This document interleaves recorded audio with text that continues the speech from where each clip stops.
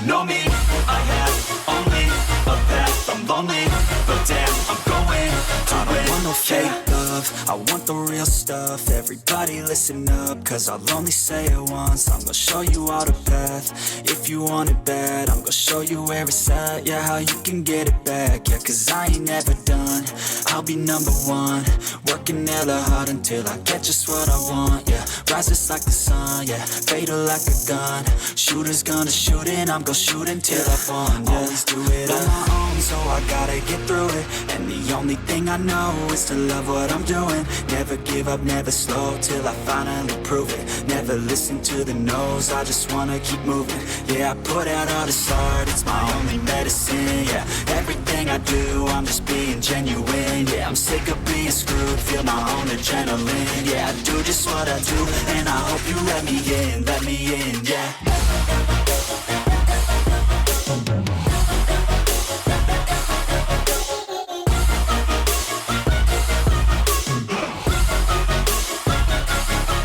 Grateful, oh yeah, able, oh yeah, I'm stable, oh yeah, no label, oh yeah, you know me, I have only a path. I'm lonely, but damn, I'm going to win, yeah.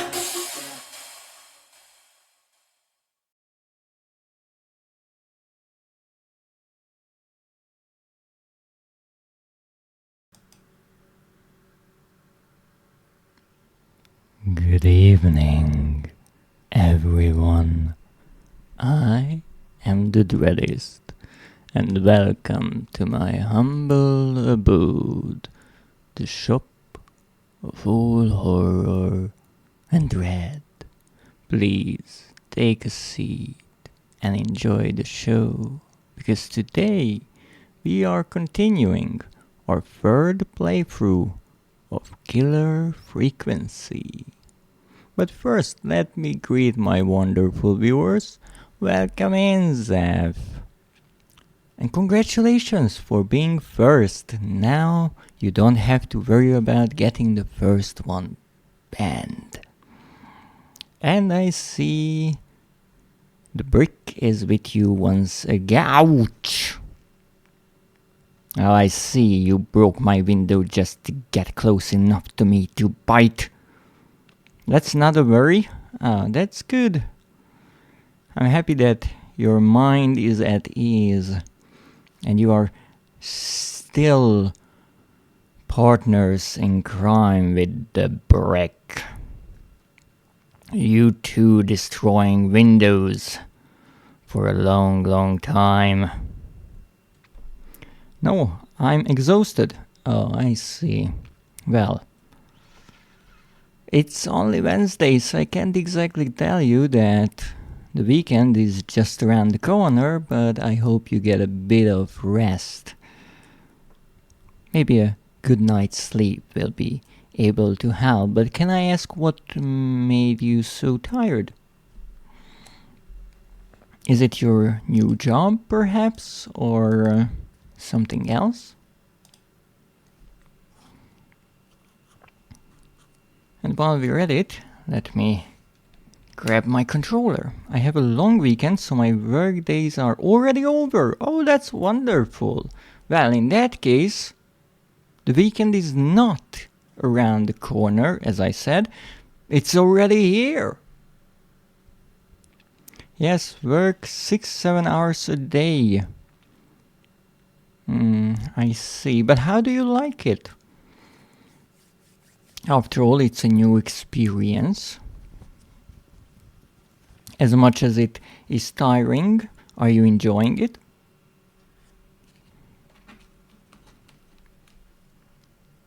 You like it, that's wonderful. As far as I know, you are working with children, and to be honest, I really can't stand them, so I'm happy that you found a job that you enjoy. For me, I guess anyone who wants to converse with me starts with an 18+ sign. Welcome in, Schmoozer. Thank you for joining the stream. Aww. That is still an adorable emoticon. I still don't fully understand why the figure has a yes or no question on its forehead. Maybe that's from back in the DOS years and age when that was a thing. Well, if you ever used the command prompt, you know what I'm talking about. Hi, how are you doing? I'm doing rather terribly, as usual. But that shall not stop us. Why and your name? So why is there a slash? These new slang terms of the internet, I don't understand them, I have to admit. I do remember back in the day there was that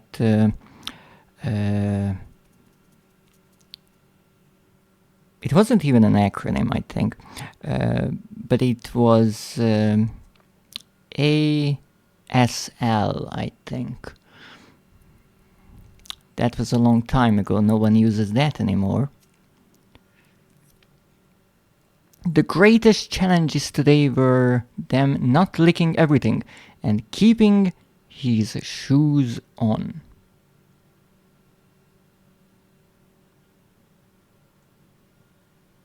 You know, some sentences sound odd out of context. Now with this one, it sounds strange even within context.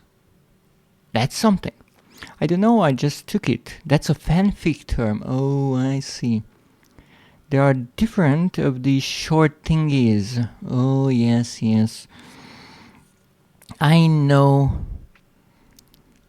There are complete videos I don't understand anymore just because it uses all these youthful terms. But hey, that's what it is like being old. But let's get over to the game screen and play on my PlayStation 4. Imagine that. I think the PlayStation 4 is more than a decade old at this point, but let's actually check it. When was the PlayStation 4 originally released?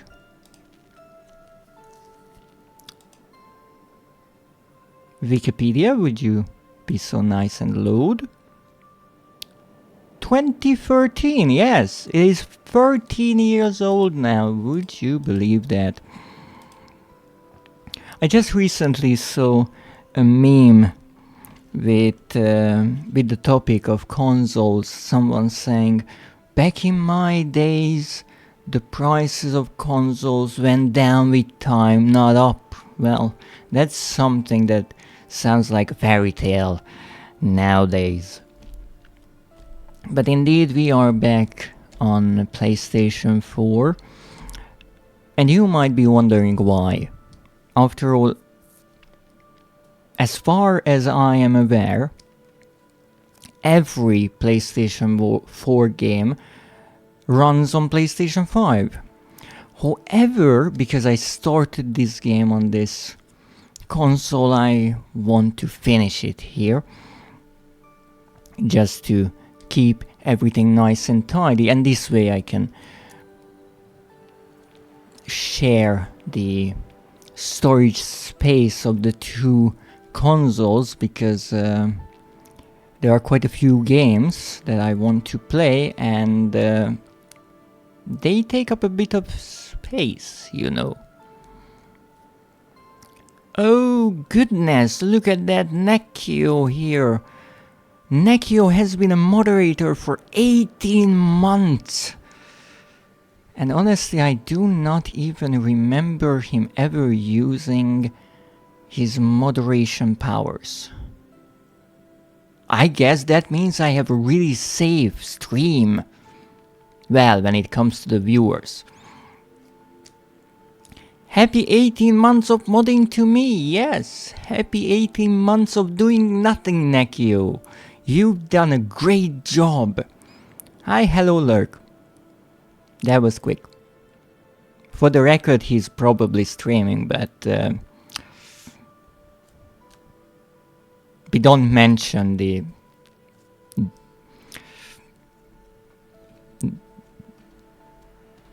other streamers here.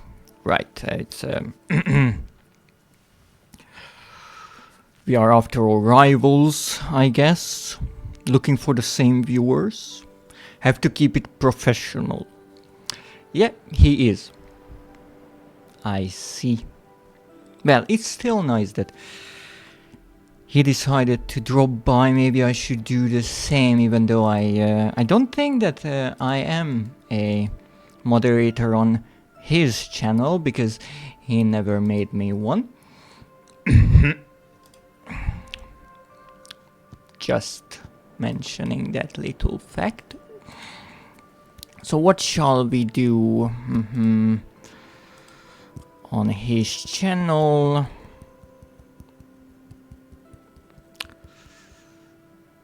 I don't have enough points to rip off his shirt. Not that I would want to do that, so let's give him the reward of head pats for 18 months of being a moderator. Also put on a shirt, Nekio. Unbelievable. Rivals. Well, yes, you see, streamers after all are in a race of sorts. There is a finite number of viewers after all. At least big companies think that way. If we don't mention others, they don't exist. Not exactly how it works. But with that said, let's see what we have in killer frequency, because you see, this third playthrough of mine is a bit different from the previous one. Now, those who might not know this game, it's a lovely little indie game with a rather simple but intriguing concept. We are playing as a successful radio host who used to work in the big city and interviewing stars, but something happened and we got fired. So now we are working in a tiny radio station in a rather small town called Gallows Creek, running a late night talk show, which on a better night has around 30 listeners. Story of my life, except with the used to be successful part. But you see, there is a silver lining to everything, because we get a call from the local 911 operator, and she informs us that she found the sheriff dead. And it seems that a murderer, a serial killer, is back in town. That was the suspenseful pose, because tonight is not just any night, but it is the anniversary of this terrifying killer being killed so many years ago. Or at least everyone believed that he was killed, but he is back and seems to be thirsty for revenge and blood. So the 911 operator decides that she has to drive to the nearest town. And because Gallows Creek is not in the middle of nowhere, that only requires a 4-hour long drive. And then a 4-hour long drive back. So she leaves the 911 line to us. Because, as she explains, we are the only other person in town who knows how to handle a call. Yeah, that's the explanation.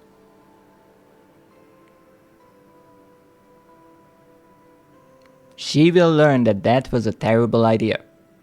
But with that, we get calls from all kinds of distraught citizens who are stalked by the killer. And it is up to us to help them by using all the information we can find in the radio station so they can survive. Now, thus far, absolutely no one survived. And though you might think that is tragic, that is actually my goal with this playthrough. No witnesses shall remain. However, we reached a rather interesting point in the game. Perhaps the most challenging of all the calls. Because in the beginning of the game you get a call from individuals and you have to help one person at a time.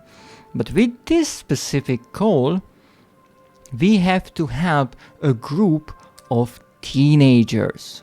So let's turn this into a good old slasher movie and let's make sure that no one survives. Or perhaps have a final girl. That's kind of a cliche at this point, but why not? So let's see, can we do it? Can we get everyone killed? Purely by accident, of course.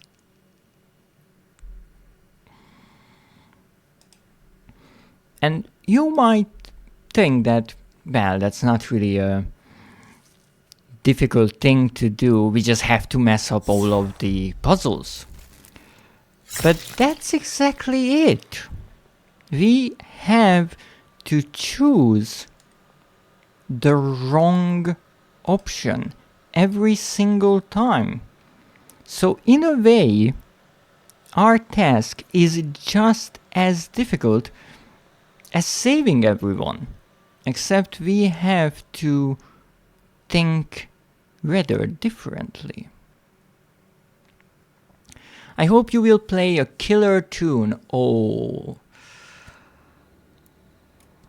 I plan on resonating the sound waves with the wails of the victims. Now let's continue and see where we left off. If I'm not mistaken, I already retrieved the item that we need for this call, which is a friendship quiz, I do believe.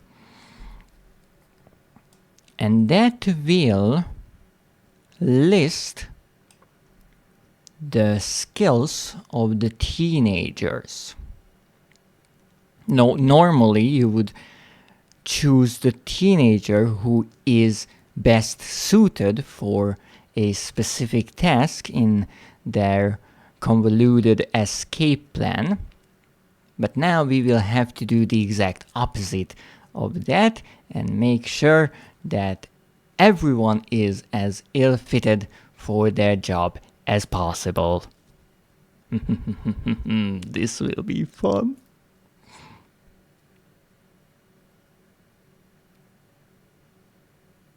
Come on, what's going on?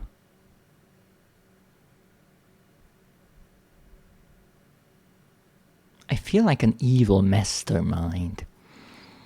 Even though I never even talked to the killer, but we are such a great team already.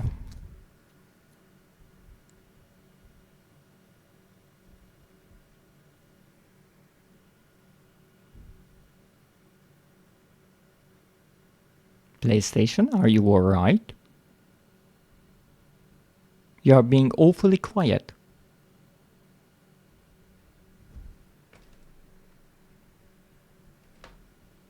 Hello?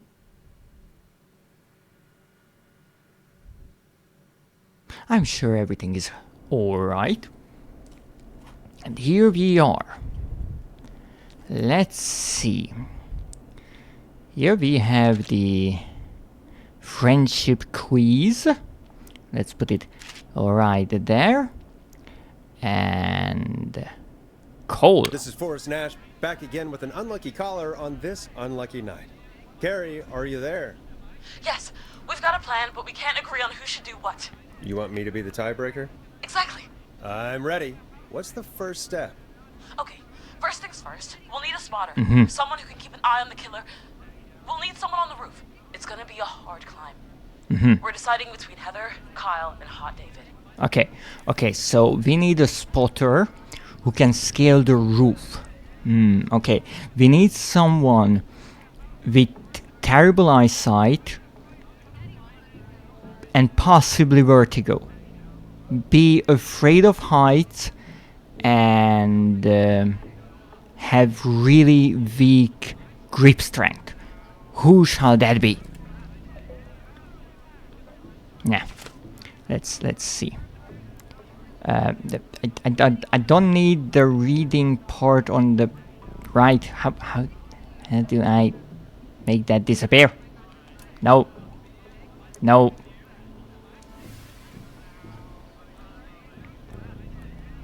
Ah, that's it. Text panel is disabled. Now, who should climb onto the roof?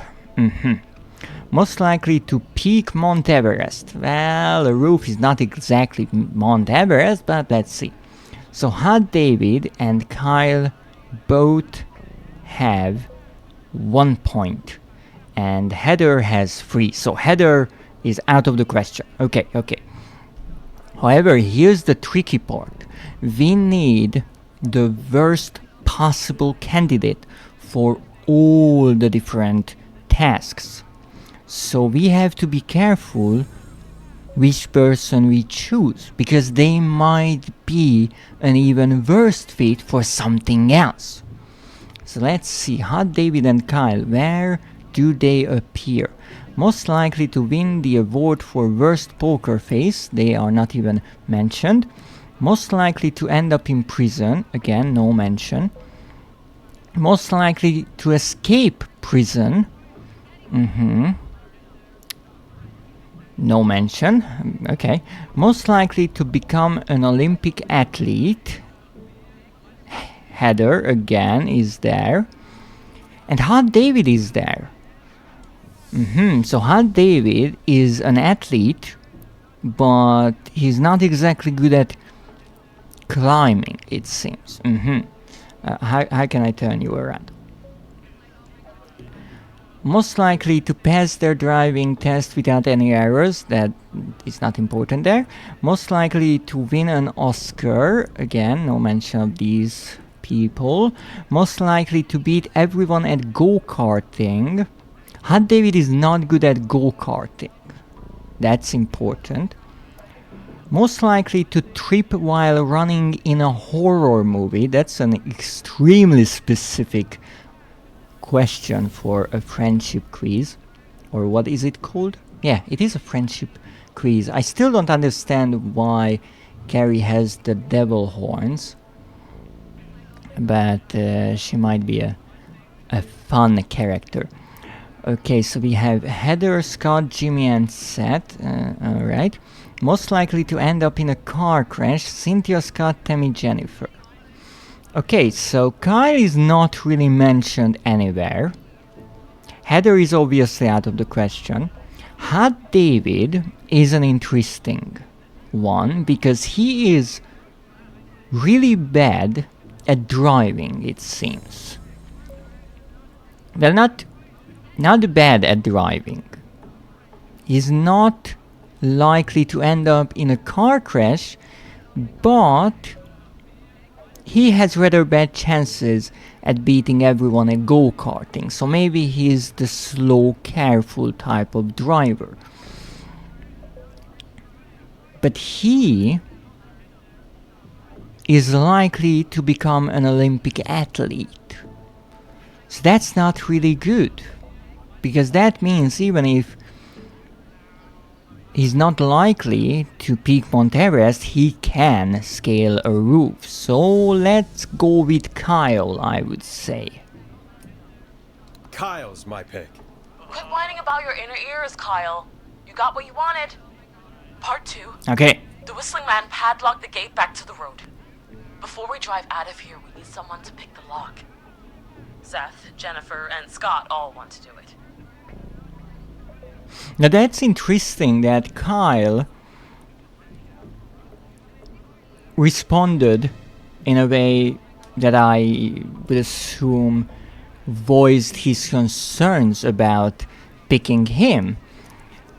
But he was one of the candidates, so he wanted to do it. That's an interesting little tidbit. And again, one example of the many why it's fun to replay these kind of games with many different choices and making the wrong choices. Because obviously at first you want to not mess up and pick the right options, but it's also interesting to get to hear these reactions that most might never even see or hear.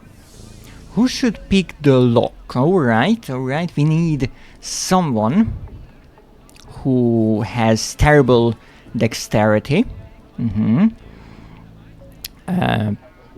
Possibly afraid of locks.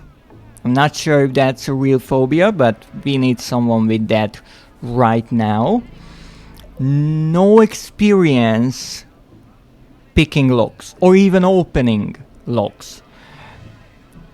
Someone who has never seen a key in their entire life. That's the kind of person we are in need of right now. Okay, most likely to win the award for worst poker face, not really what we need. Most likely to end up in prison. Well, if someone is good at lockpicking, they might end up in prison. I never saw a key, I see. But your name is not on the list. But in that case, I guess you would be a good candidate. Have you ever tried picking a lock? What kind of item would you use if you had to pick a lock? I guess that's a good question to get to see your expertise in this topic. Most likely to escape prison. Okay, to escape prison you might need to pick a lock. If they are good at lockpicking, they will get out of prison too. Good point, exactly. Exactly, great point. But if you look at the people there, you will see that Seth has a high chance of ending up in prison, but only a low chance of escaping. So my guess is Seth wouldn't end up in prison because of lockpicking, but some other crime. Now Jennifer has a low chance of ending up in prison, maybe she is sneaky, but she has a higher chance getting out than getting in, which I guess is useful but slightly odd. Then we have Lisa, but she's not mentioned in the getting out part. And we have Scott and Cynthia, but they are not mentioned in the getting in. Now,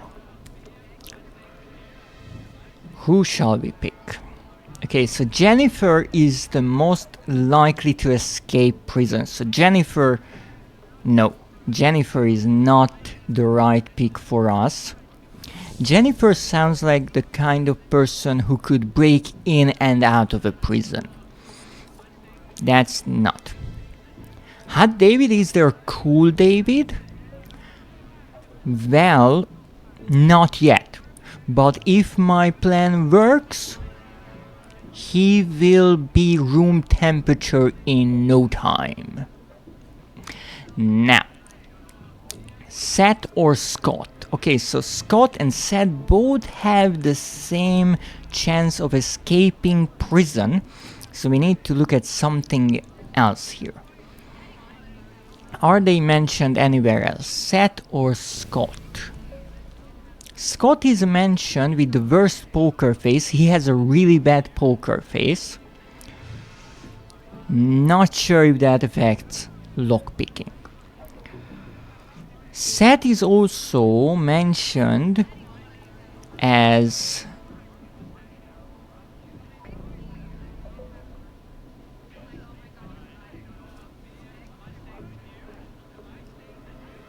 one of the most likely to become an Olympic athlete, but he has rather bad chances here.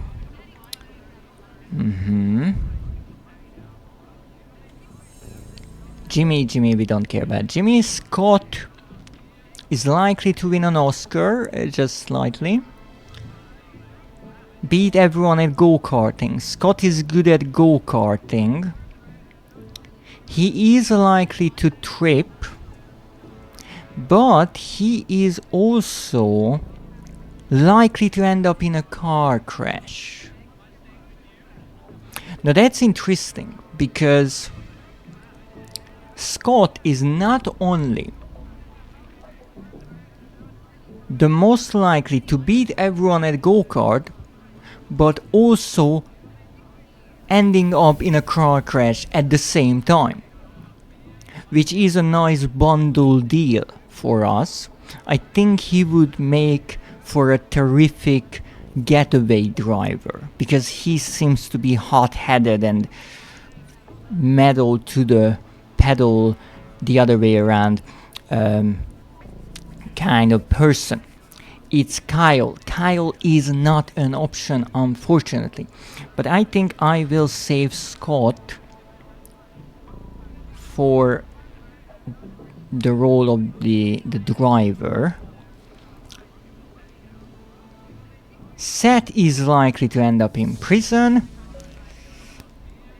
A bit likely to get out. Scott is not even mentioned there.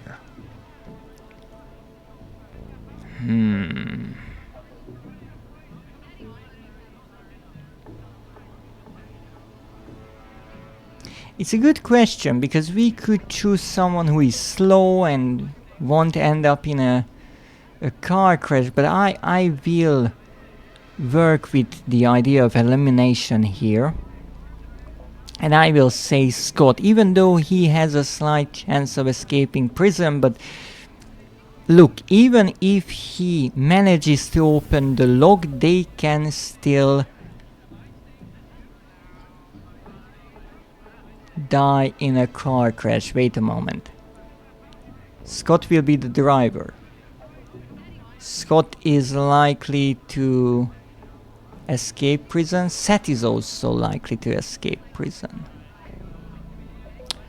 I will go with Seth. Seth. Seth, what are you talking about? I don't know that smashing into windows is really... Oh god, fine. Anyway, that brings us to part 3. Getting the van keys. I'll volunteer for this. I don't know Jimmy as well as you guys, so... it'll probably be easier that way. Then it's part 4. Great idea. Also, I don't really think smashing windows counts as lockpicking. I feel attacked. Why do you feel that way? What happened? This plan is impressive. This plan is long. This plan is ambitious. It's a long one. Well, this is a long plan. How much more is there? Only a couple more points. You're doing great. What's the next part? Part 4, we need someone to lead the whistling man away. We need a fast runner. For this one, we're trying to decide between... Who was it again? Hot David, Cynthia, and Scott. Let me see. It certainly is a kind of lock picking. I'm not sure if it's picking. Define me a lock. Well, a lock is a closing mechanism for some kind of an entrance. I would try to define it, even though not only entrances can have locks. But yeah, it's a kind of mechanism that can be opened and closed for access. I pick up a brick and open the window with it. Yes, but in that case you are opening the window and not the lock of the window. So in a way you did not open the window, you went through it. It's a bit like if you, instead of opening a door, you just bulldoze through the building. You did not technically open the door, but you did get inside, so I would say it's a working alternative. Yeah, it seems efficient. It really does. It might be a bit louder. And the kids here should be a bit stealthy, but well, how do you think I started the bulldozer? Oh, that's a good question. I guess you had the key, or you hotwired it. You locked the pick of the bulldozer.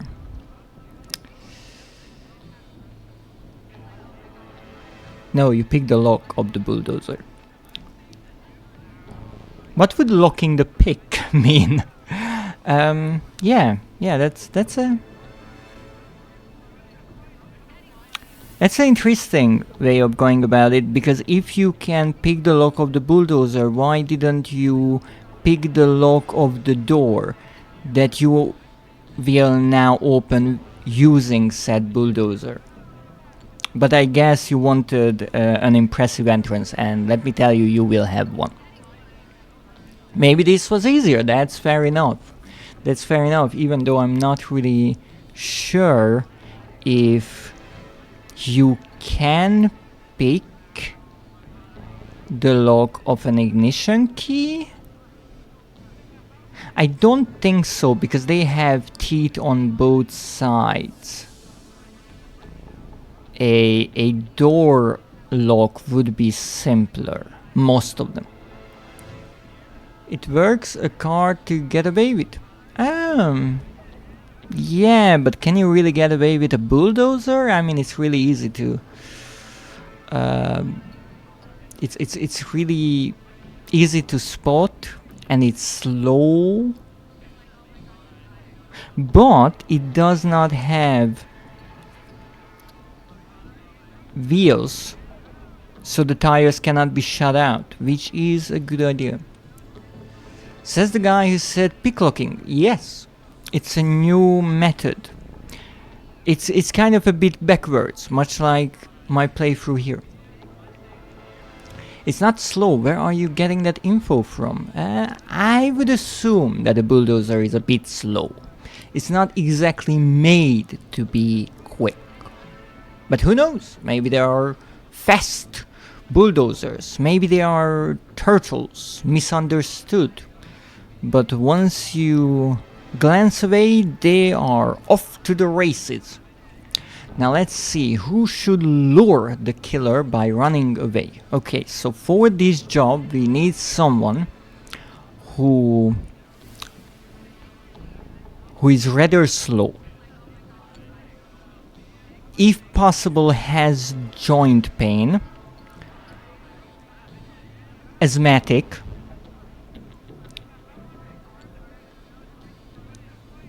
it's a plus if they are also a chain smoker.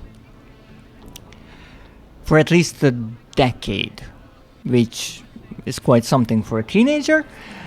And they should be terrified of the killer and look back every 2 seconds. How would the bulldozer go from one place to the other then? Slowly. Slowly, even though I do believe some smaller bulldozers are actually put on a trailer and then they are transported with a truck or even train. Okay, so what shall we say? Cynthia, Hot David or Scott?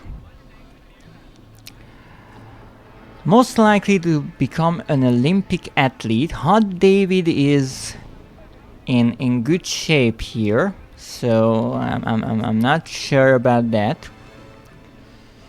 I would take Hot David out of the equation for now. And you think I would use a small bulldozer to crash through a wall? Well, you never specified how big said wall is. But I guess you would choose a larger bulldozer in that way. I guess the bigger the better is your kind of mentality. So, most likely to win an Oscar now. Most likely to trip while running in a horror movie. Jimmy, not even here. Heather, not even here. Seth, I think we already gave Seth a job. And Scott. Okay, so Scott is likely to trip, but I want Scott to be the driver.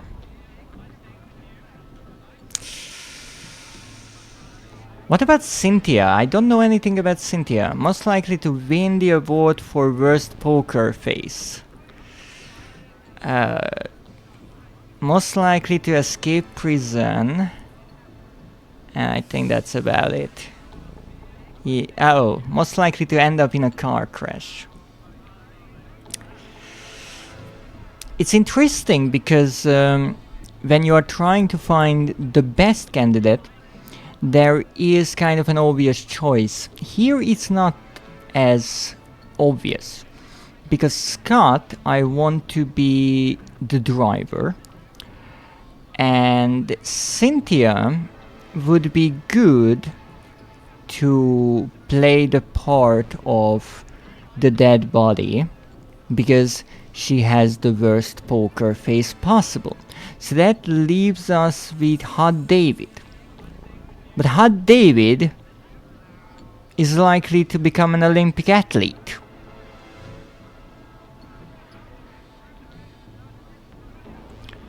Who's the most likely to trip? Jimmy, but Jimmy is not here. Kyle, it's always Kyle. But I already sent Kyle up onto the roof. Where is Daniel? I don't think that we have a Daniel. We had a Jimmy, but he's dead. The most likely to trip, Heather, Scott or Seth. So Scott would be likely to trip. And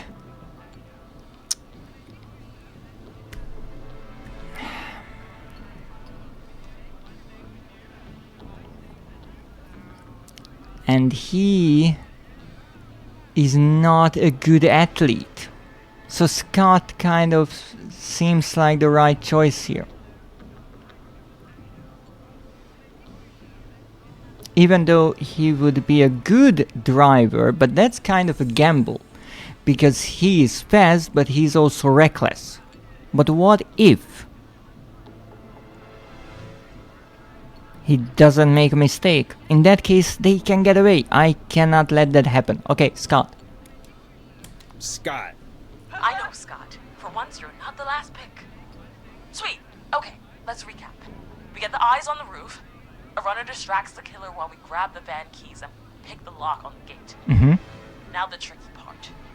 The getaway. Ooh, what's the plan there? Well, we can't all outrun the whistling man. But he thinks we're just a bunch of stupid teens. Which you are. So, let's use that against him. Part 5. We trick the killer into a trap. Someone can pretend to be injured. Who would make the most believable lead? Who you got?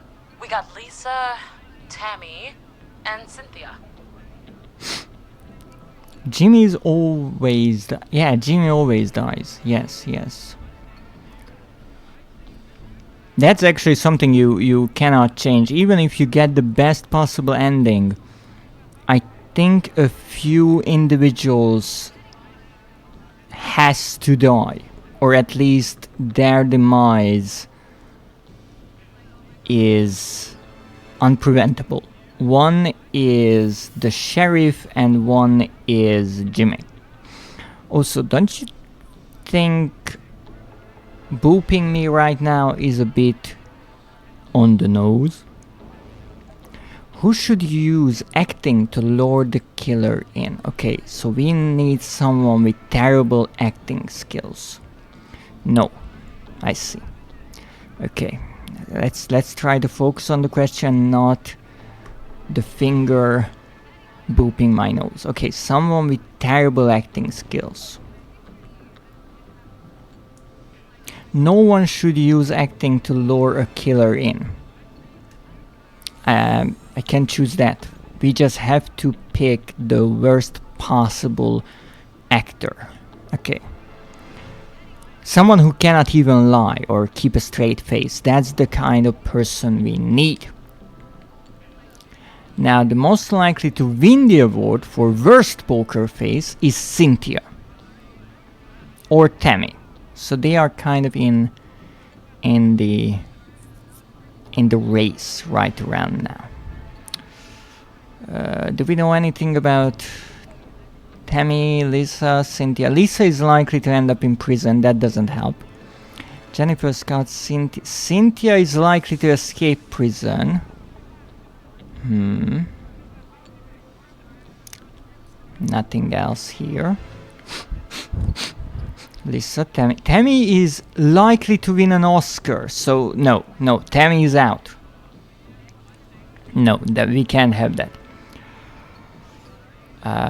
I don't really care if they are a good driver or not. That doesn't really help.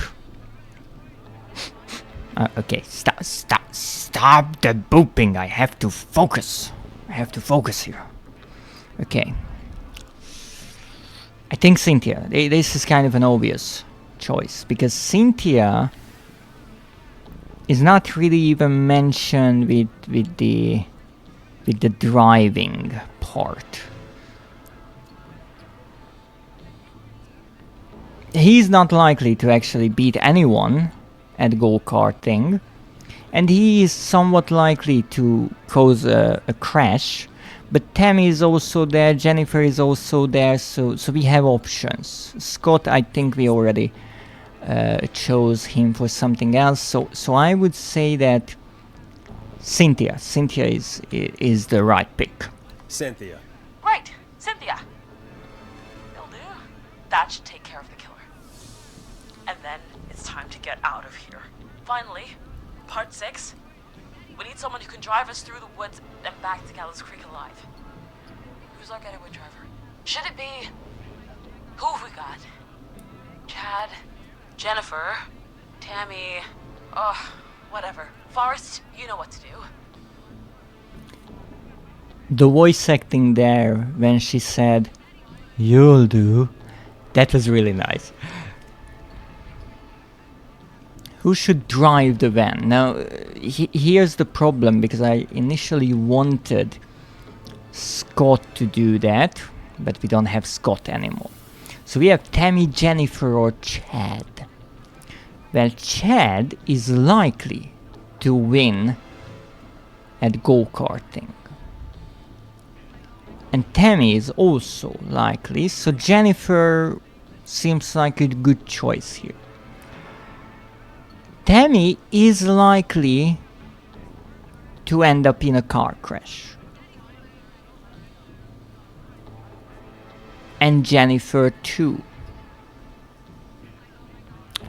That's interesting. So Chad is good at driving, and that's all we know, so he's out. Tammy is good at driving, but might end up in an accident, so that's like a 50-50. And then we have Jennifer. Jennifer can drive for shit, and possibly could end up in a car crash. So there is a chance that the Whistling Man can catch up to them while she's trying to even get the car started. And if that doesn't work, we still have some hope that they can crash on the way back, even though I'm not even sure how we would know about that. But we'll see. We'll see. I think Jennifer is our choice. It's rather cruel to think about these pure, innocent teenagers like that, but I just realized that I put the words innocent and teenagers next to each other, which is obviously a fairy tale. So let's not get too sentimental here. They are just characters, pawns in our game. So let's see if this 6-part slasher movie will work out just fine. Jennifer. I know we all love watching American Skid. Yes, yeah. Just do what they did in the movie. Thanks, Forrest. We'll just take a few seconds for ourselves, and then it's go time. Sounds good. Talk to you in a sec. Good luck, Carrie. Good luck. That actually sounded like a pretty good plan. Really? Really? It did? I mean, maybe the plan was good. Not the casting. Yeah, I think they're screwed. Well, let's hope you're wrong. Oh, wait, we're still on air. Sorry. Now what? Okay, I just walk around, I guess. Oh, the kids are back already. Line 1 again. If you're just tuning in, we're coming to you live with a bunch of teens about to flee a madman. How exciting. Listener discretion is advised. Are you ready, Carrie? We're good to go, Forrest. Yes. Okay. Now, I always try to choose the options that I would never choose normally, so hit it. Alrighty then. Hit it. You got this. Here we go, everyone. Spotter, to the roof. Whoa, careful. All right, Renner, get ready. Wait for the spotter's signal. Spotter says go. He didn't fall down.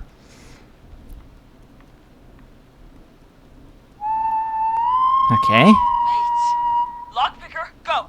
I'll get the keys off Jimmy.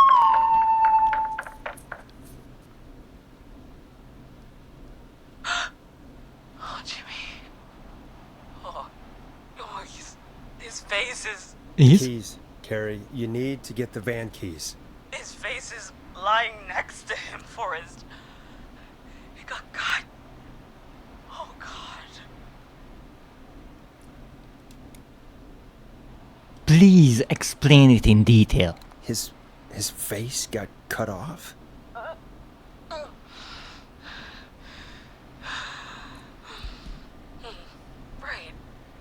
Right. The van keys. Okay.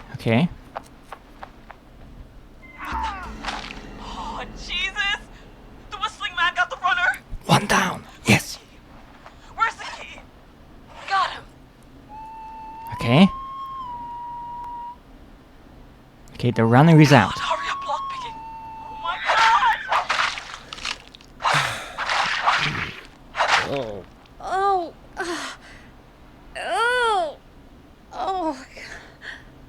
It's going terribly. Okay, so that was, I guess, the lockpicker. Keep going! You have to keep going. Don't give up, Carrie. Don't give up. Right. Right. We just gotta keep pushing on. Time to trap the killer. Exactly. Alright. Bait. Get into position. Everybody else. Hide. What was that? Okay, performer. Now, act like your life depends on it. It does. There he is. He's buying it. He does? Oh no. He knows. Damn it. Now, push the bookshelf over.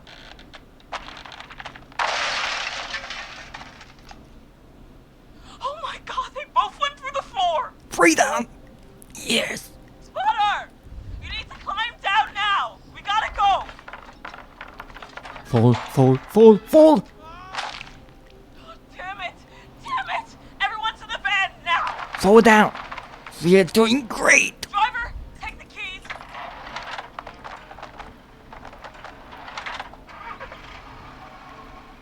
Goddamn gate's still locked. We're gonna have to ram it. Carrie? Oh, what was that? It's the whistling man. Drive now. Hold on. So exciting!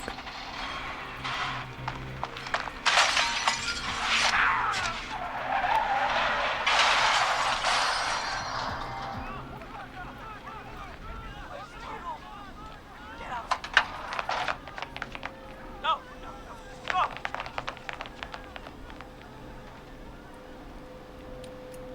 What's happening?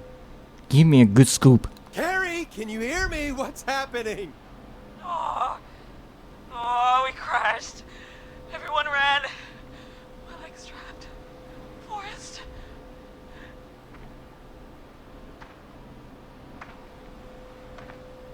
I think those are footsteps and not sobs.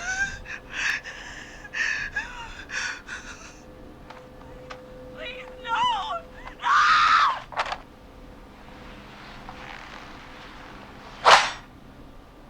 No! Ooh. Carrie?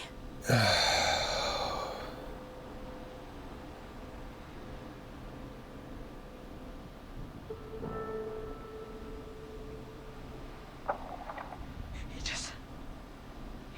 just stared at me. Carrie! Carrie? He just stared at me and got my leg out. I don't understand. Thank God you're okay. Can you get somewhere safe? I can make it home. Thank you both for helping. If you hadn't, I guess the plan was just... I mean, every slasher needs a final girl, but it is interesting that in this version, the killer not only leaves her be, but actually helps her with getting her leg unstuck. Well, we need another terrible pun. Well, you know what they say about plans, Carrie. Forrest? Plans are the first casualty in any struggle. Whew. After Jimmy, anyway. Forrest! I need to go. I need to get home. Breathe, Carrie. You're okay now. I'll call you when I'm somewhere safe. Talk to you then.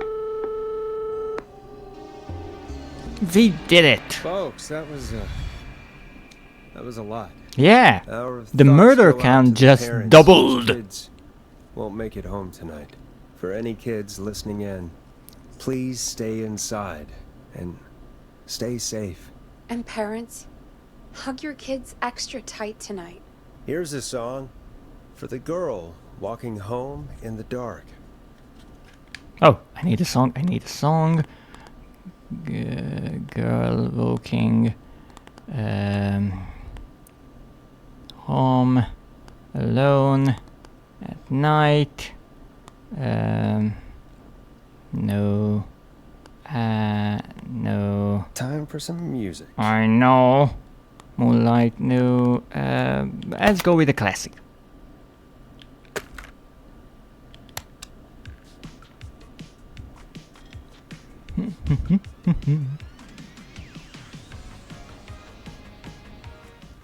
Oh, I couldn't even introduce the song. Okay, we did it. Hey, we had a call come in. Not even a timescape? Come on. Yeah. Forrest Nash here. Listeners, we've got another caller live on 189.16, The Scream. What's on your mind, caller? Hey, Forrest.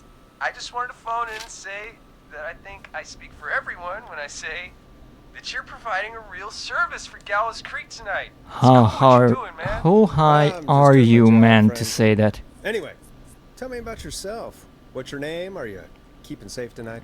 Yeah, man, I'm good, thanks. I'm at my roller rink, trying to get everything ready for the Harvest Festival tomorrow.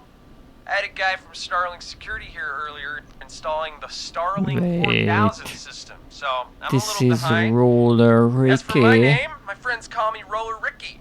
And I just now realized consider you a if friend, we my man. want to get everyone killed, it includes his dog.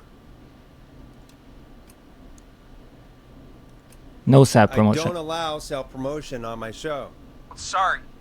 Sounds like roller skating is more than just a job to you. So is this vocational? I wasn't always Roller Ricky. Once upon a time, believe it or not, I used to go by just Ricky. Wow. Yeah. Back then, things were pretty rough. I used to roll with a bad crowd. Not all bad, but there was one guy. Anyway, some bad stuff went down.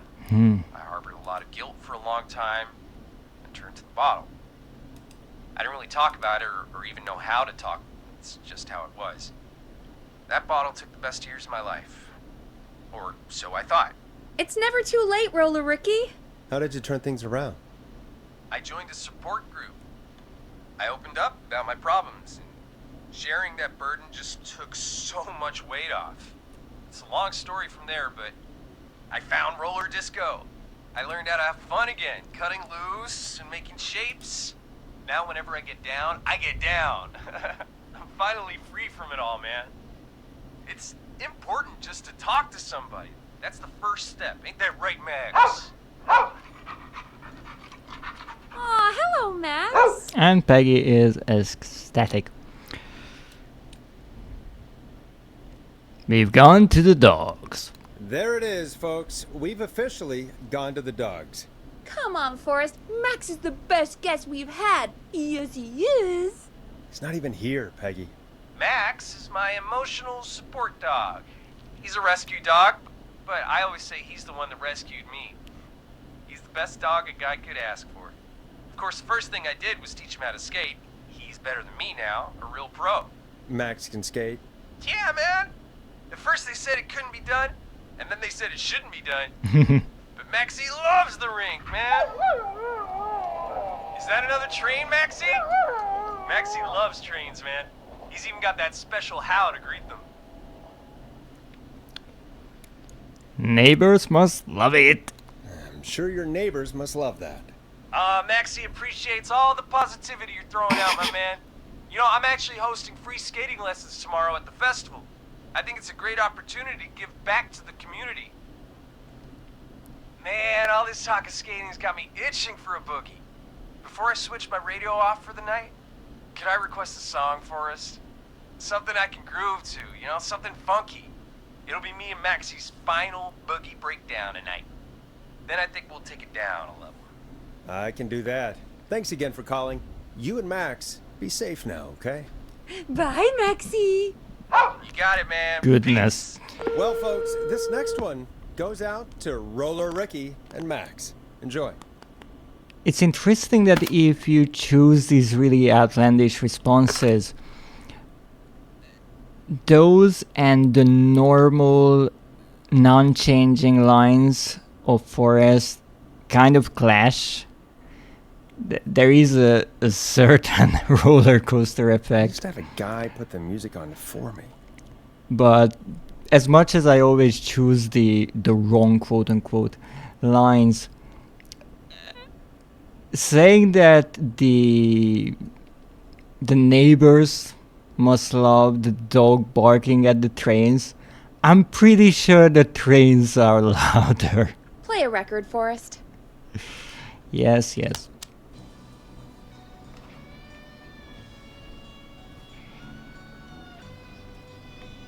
I really needed that call, you know, after everything.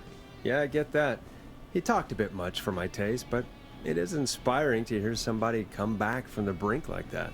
Yeah, that's what I meant. You were thinking about Max on skates, weren't you? Well, would you look at that?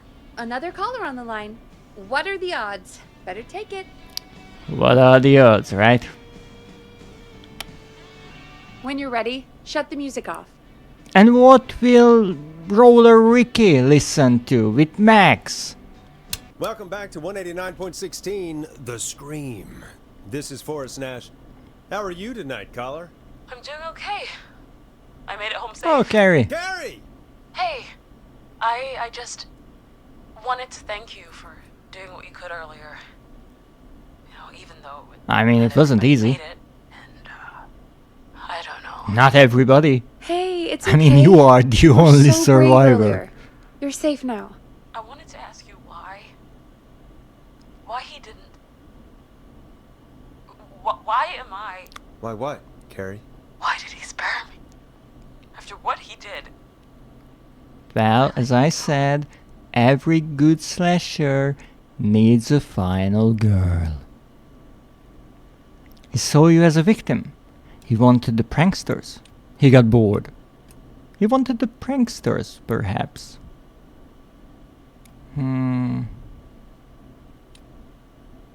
No, he got bored. Maybe he got bored. He just didn't feel like it. Yeah. He just didn't feel like it? What, he felt like killing my friends? And then just got bored when he got to me? Forrest, not cool. I have to go. I can't do this. I mean, it's a serial Let's killer. just get You some never music know. on the air. Yeah, here's some music to clear the air. Oh no, this is interesting. Here, Forrest actually sounded a bit ashamed of what he said, unlike most of the time when he just goes right back to the radio host character.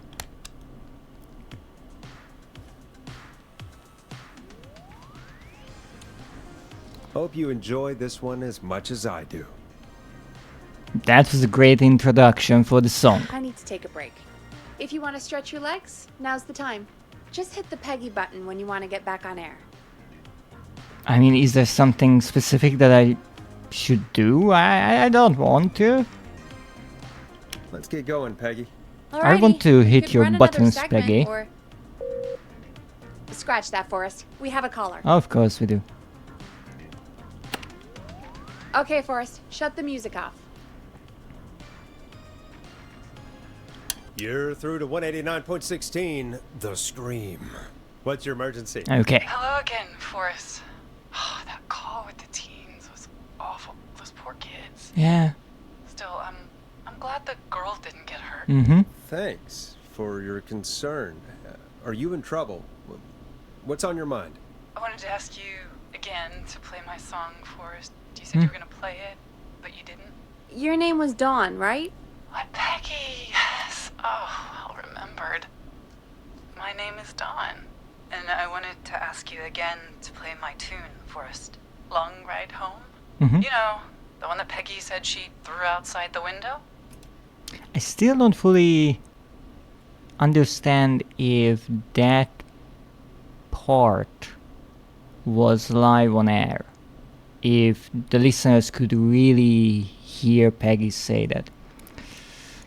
But we don't have it. But we don't have that song. As you just said, Peggy threw it out the window. But, Forrest, you do have it. It's just outside the window. There's a serial killer on the loose. I can't just go outside hunting for a record.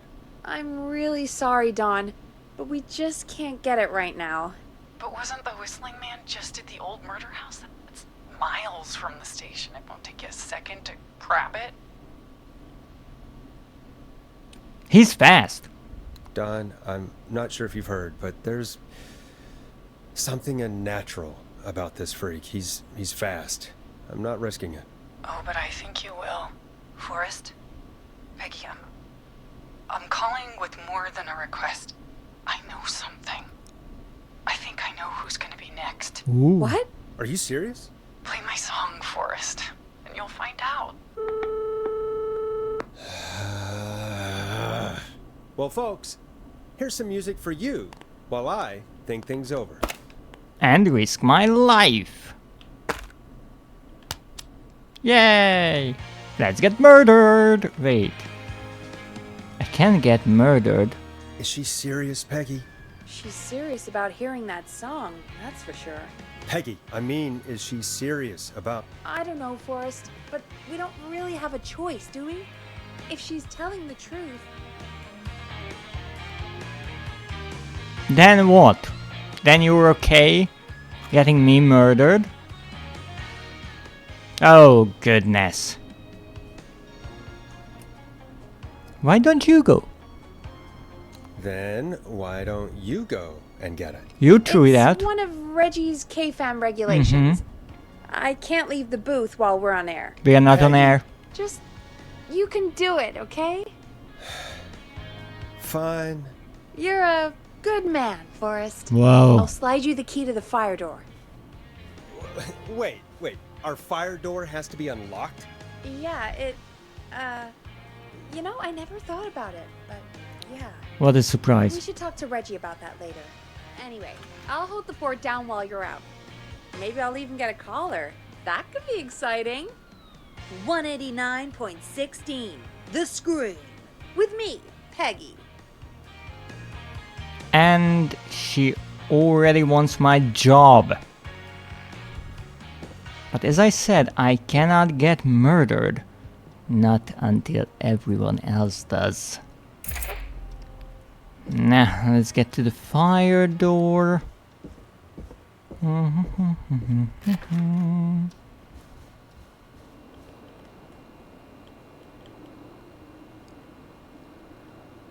It's a bit of an extreme lock, don't you think? But fine.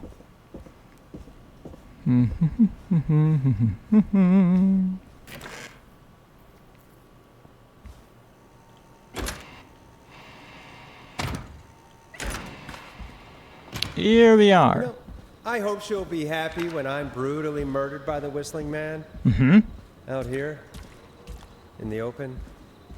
Alone. Yeah, it seems like you will be. But don't worry. What I'm looking for actually is not only the record, but oh, that's the record. Here it is. Long ride home. It luckily fell on this filthy mattress. It did not break. But as I said, while I'm out here, I want to look for one specific thing. As I mentioned before, there is one of these kinetic sculpture figures in every area. And I had an idea before that they might be collectibles.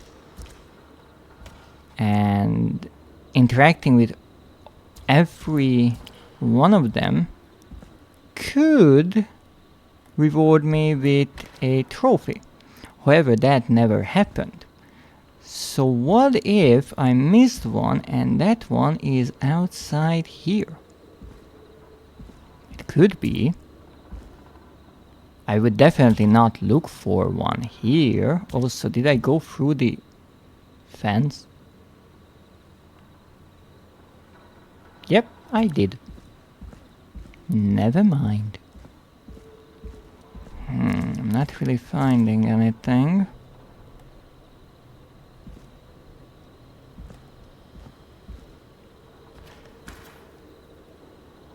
Not. That is a tech chain. No, that's a mousetrap. No, that's a fuse. I know there are like 5 billion fuses around here. But that's not what I'm looking for.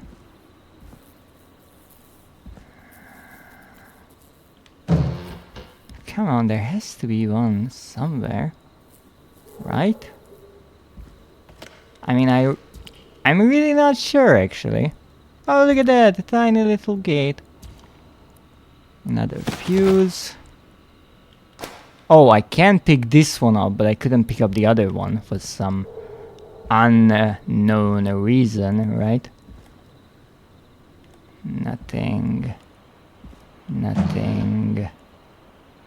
Why can I open the dumpsters? Great question. I'm not finding one. Of course. It locks behind me. And of course the key doesn't work on this side. Fantastic. I mean, it's a fire Maybe exit. there's another way back in through the basement. A door, elevator, or something. Yeah, I think there is. And that's broken too. Only the best for KFAM. Yeah. See if I can fix this. Looks like a power issue. I should check the fuse box. I really don't understand why I can open these, but that's fine. Let's collect everything we can.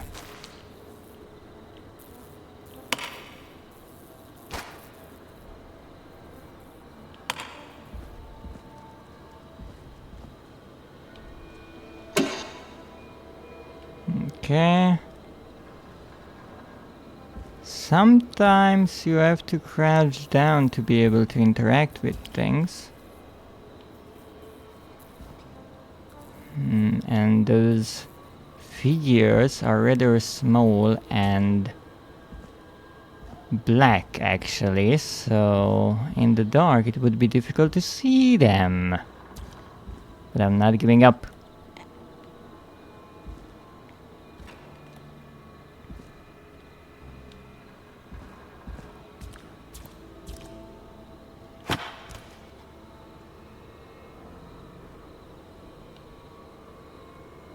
I can almost imagine the whistling man stalking me here, looking at what I'm doing and wondering what the frick is wrong with this guy.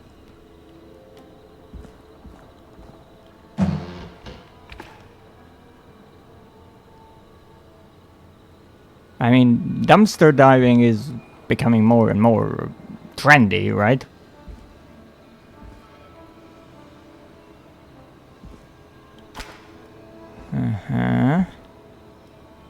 Box. Are these closing? Or there are so many that I'm still finding ones that I haven't opened yet. Nothing. Nothing inside. Nothing here. There's a couch here. No, I want to put it in my other hand. Because I have two hands. Take that, game.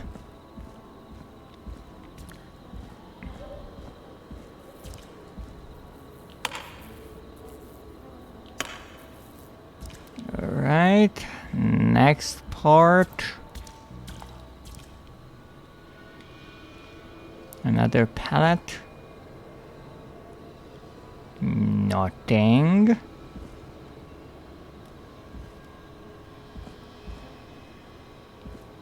Papers from newspapers. A dumpster, which is empty. Oh, what was that? What? How was I supposed to see that? Okay. I guess I found a hidden fuse.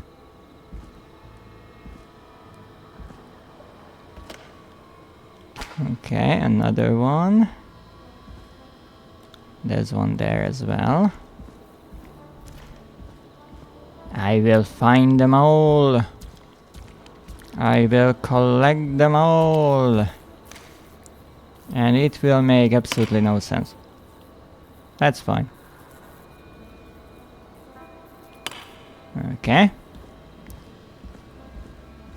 If only I could carry more than 2 tiny fuses at a time. If only. Oh, interesting, this is blue. And this is yellow, and this is another dumpster.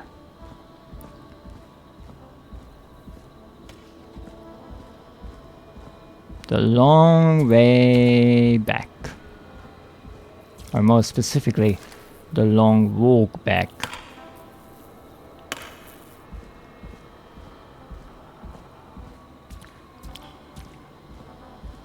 I find it rather strange that there are so many fuses scattered around here.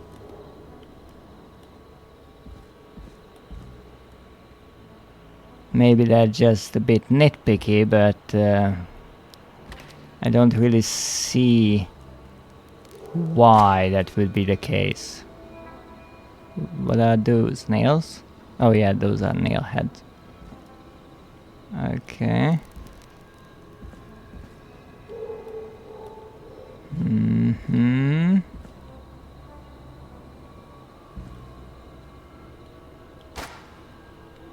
Mm-hmm. I already checked one of these. Nothing. What was that? Oh, a puddle. Well, I think that's that. We looked around and we could not find absolutely anything else. Papers. This is where the game actually starts, but we cannot go in there. Oh, there's another one there. Okay.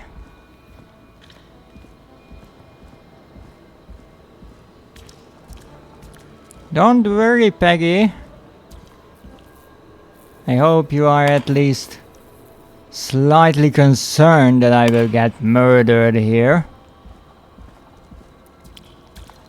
I don't think she is. Now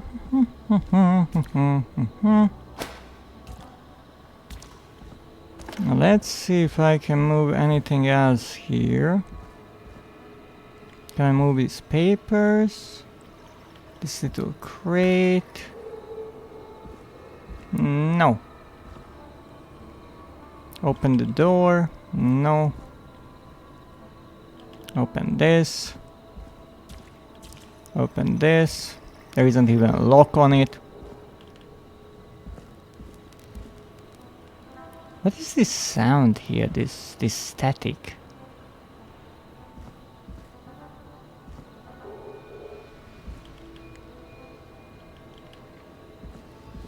I'm just secretly hoping that I can find something slightly hidden here, but I guess no. But we have this mouse trap, which I used to collect to save my kin, but now I'm curious, can I interact with it? Can I stand on it or activate it somehow? Nah, that's not how mousetrap works. I don't think they are interactable. Alright, so we have how many of these? 12? 13!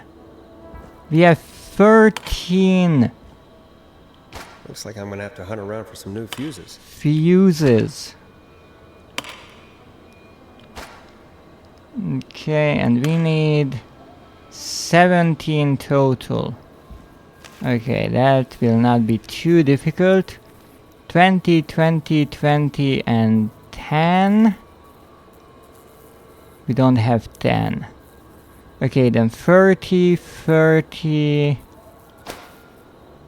5, 5. I think I already tested that you can solve this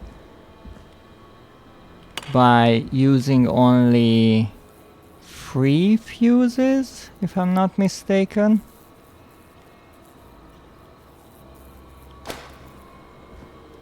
But I'm curious what happens if I set it to maximum. Nah, that's not right. Do the fuses add up properly? No, they don't. No, they absolutely don't.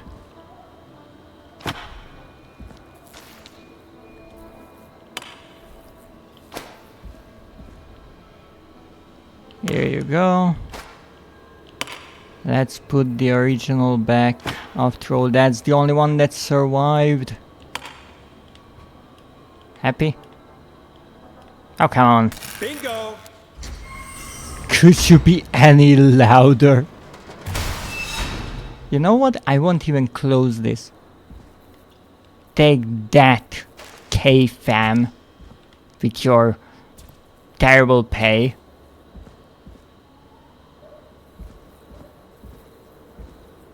And I'm taking the mousetrap.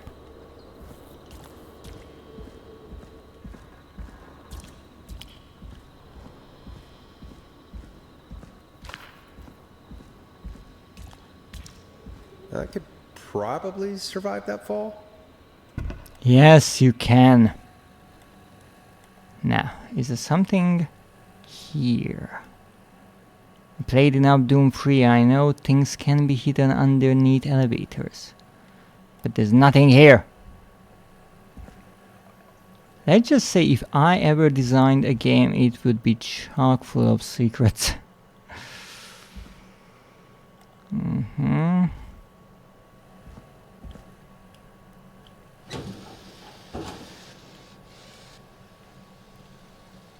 Nothing. Looks like the janitor's closet. What did Peggy say his name was? Clive? Yeah. Clive, the murderer. Put this here. Sure, someone will be happy to find it. And look around. Why is there so much trash in here again? Just asking. I am not finding anything. Well, I found this. Oops. Sorry.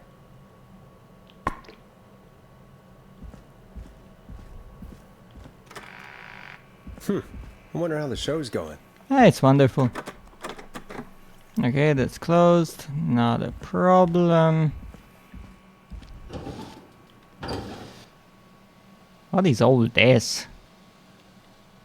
Who needs this much cleaning supply? God, please let this be the last locked door. Oh, but I always get the keys from Peggy, but she's not here. How will I possibly get out of here? What are those? Flies? This is one filthy fucking place. Ow. Let's see. At least we have fire extinguishers. I haven't seen one upstairs, but there are two down here.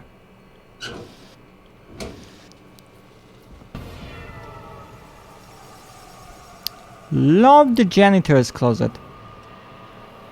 What do we have? Not What much. the hell? Peggy is not gonna believe this. Yeah, I'm sure. Can we find something interesting here at least? Seriously? Yeah, Yes, yes, yes, we have... Hey there. Nothing. Nothing. Oh, come on!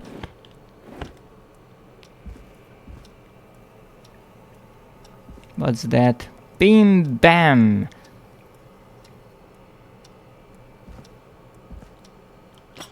Screwdriver.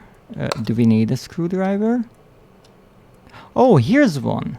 Oh, it's a little horse.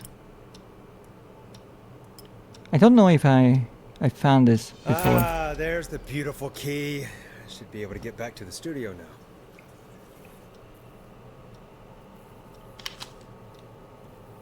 No, I'm not taking everything. One by one, I already did that once before.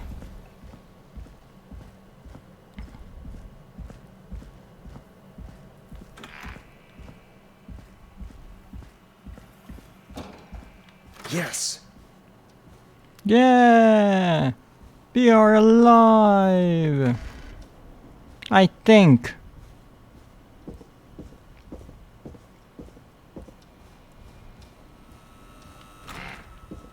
I should start whistling just to scare Peggy. Actually, what happens if I try to open her door? No. She knows it's us. Isn't that such a good song, folks? And now for... Jesus, Forrest, you've been gone for ages. I thought something had happened. Something did happen. Clive the janitor might be Clive the murderer. What? I'll start from the beginning. The fire door locked behind me, so... I mean, we already knew that there is someone suspicious called Clive, and our janitor is called Why Clive. did you heave that thing all the way up here? Because the basement's creepy as hell, and I don't like standing around down there. Fair. Good point. All right, let's run through this again. We have a creepy board you found in a creepy basement made by our creepy janitor, who you think is the creepy whistling man. Yep. And on the creepy board are the names Chuck Brody, Kim Walker, Rebecca Allen, and Aunt Williams. Correct. And you think one of Creepy. these people will be the whistling man's, Clive's, next target. That's right. And we've got to find them. You said there are 4 locations listed there too? The hospital, the power station, the gas station, and the trailer park. Clive must think the target is at one of those locations. Forrest, you're gonna have to figure out if any of the potential targets are at one of these locations tonight. Hit the button if you need any help. Okay. Now, I kind of remember this puzzle, so I will attempt to not waste too much time here, but we have these people: Kim Walker, Rebecca Allen, Chuck Brody, and Aunt Williams. From the class of 69. Nice. Now, here we have Chuck Brody. Festival of Disaster, big wheel breaks free, 15 injured, who is to blame? Yes. And then we have call for donations to help Chuck Brody. Former Gallows High football captain Chuck Brody suffered a career-ending injury as a victim of the festival disaster late last year. To help him on his road to recovery, we are buying him some lottery tickets. Hopefully he gets lucky and can get back on his feet. Pun not intended. Drop tickets in the bucket below. Thanks. For the record, if you want to write thanks with a capital T, put a comma or a period. Which one? A period, not a comma. So, we have what?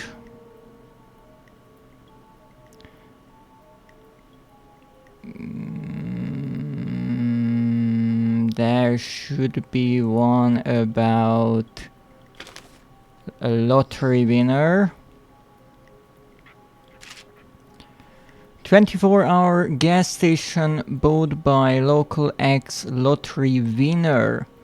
Christine's Gas and Repair has been sold to a man who won the lottery 14 years ago. The new owner claims it will keep me busy on an evening. He has asked to remain anonymous. That is the same person, which is still confusing because this is from 1986. If we go back 14 years, that will be 1972.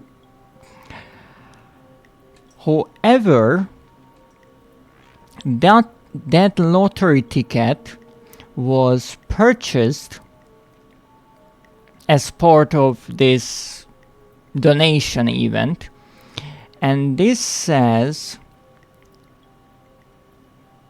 that Chuck Brody was a victim of the festival disaster late last year. So, if this ticket was purchased and he won the lottery back in 72, then late last year was 71. Except the festival disaster happened in 72 September. So yes, that is still strange to me. However, back in 72, the Gallows Reporter newspaper was 50 cents. In 86, it was 75. Because inflation does that. Now what do we have here? We have a marriage announcement, Kim Walker.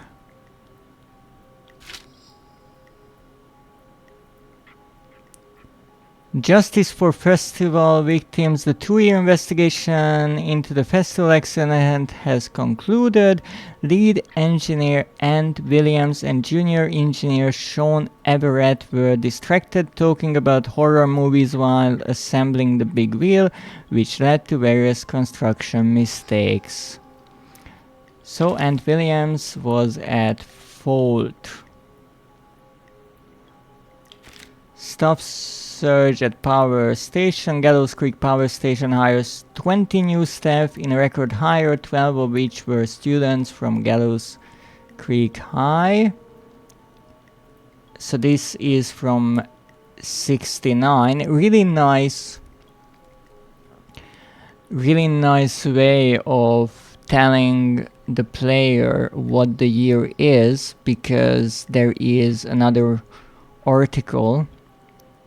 Mind you, myself, 1969 has been a great year so far. So from this newspaper clipping, we know this is from 69. We also know that this is the class of 69, including Ant Williams. So he was hired back in 69, and then in 72 he was already a lead engineer, and the junior engineer was already working with him. Now what do we have here?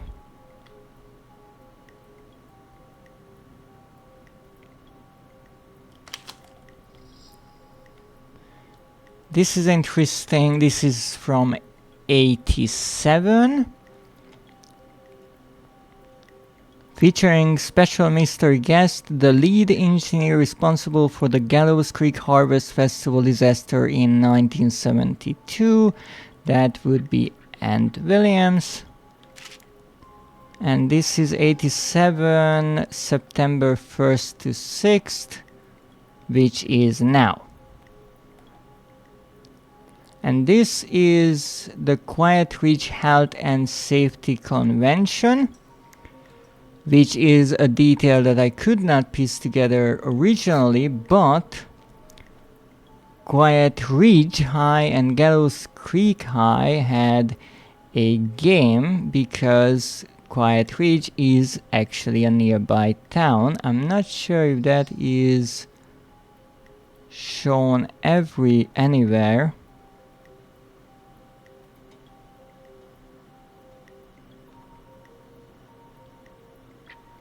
maybe not. But indeed, that is a different town, so... Ant Williams, although featured as a special mystery guest at the Health and Safety Convention right now, is not in Gallows Creek, but in Quiet Ridge. I think that might be where the 911 operator went to for help. Now let's see what else we have here. Beep beep boop boop, look at tragedy. Who wrote this article? From 77, when the newspaper was only 65 cents. 5 dead, 16 injured after brakes fail on a bus. Tragedy struck Gallows Creek yesterday afternoon after a bus failed to stop and crashed into a fuel tanker. The deceased have been identified as Gallows Creek locals Mr. D. Rudd, Mr. M. Houghton, Mr. P. Stein, Mrs. K. Stein, and Mrs. J. Mildred. Police have asked for privacy for the families of the victims. The incident is not being treated as suspicious. Now, I do believe this is part of this, because we have the marriage announcement that says that Kim Walker and Peter Stein are getting married on the 13th of May 1970. Kim Walker and Peter Stein. And then Mrs. K. Stein, who is possibly Kim Stein,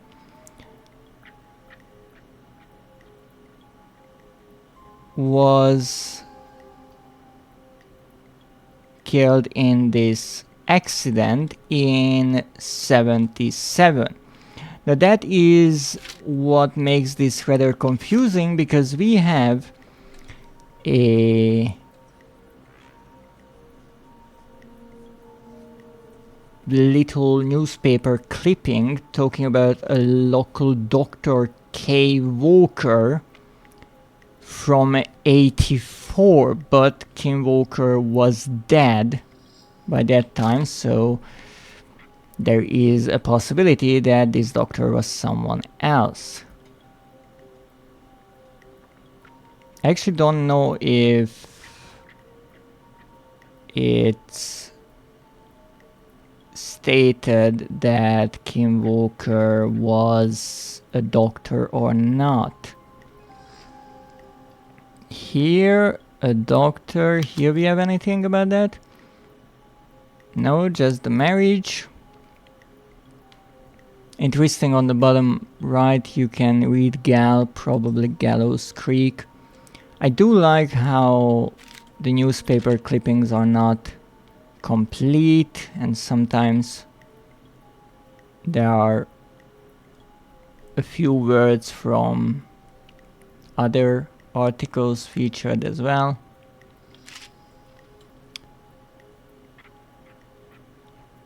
I guess because she was in the improv club, that's kind of a hint that she's not a doctor. Rebecca Allen was in the car club.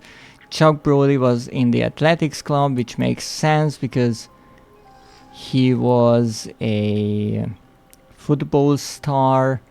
And then Ant Williams was in the car club because he liked cars, I'm assuming, and he became an engineer, which makes sense. I think this is actually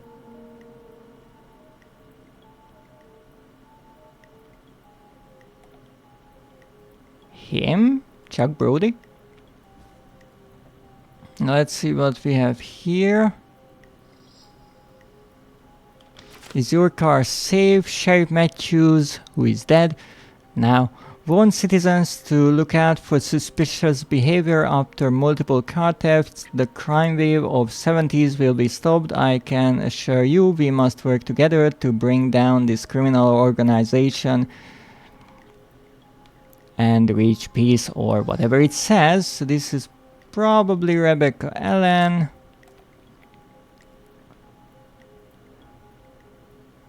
Crime syndicate impounded, criminal operation shut down, 24 arrests, inside informant walks free. The informant, who asked to remain anonymous and will hereafter be referred to as RA, has walked free with no charges. RA Rebecca Allen.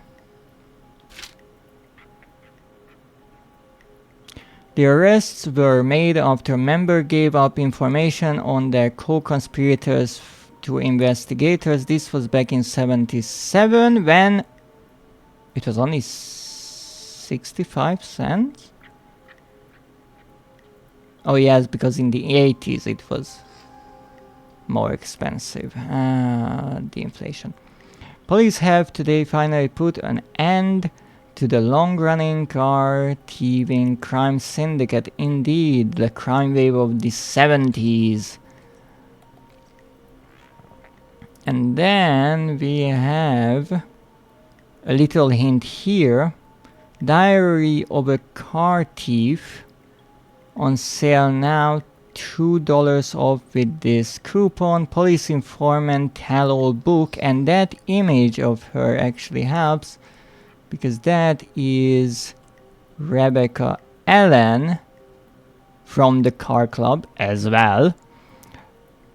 I mean, she had some inside knowledge, and I think that's actually the same photo, just mirrored.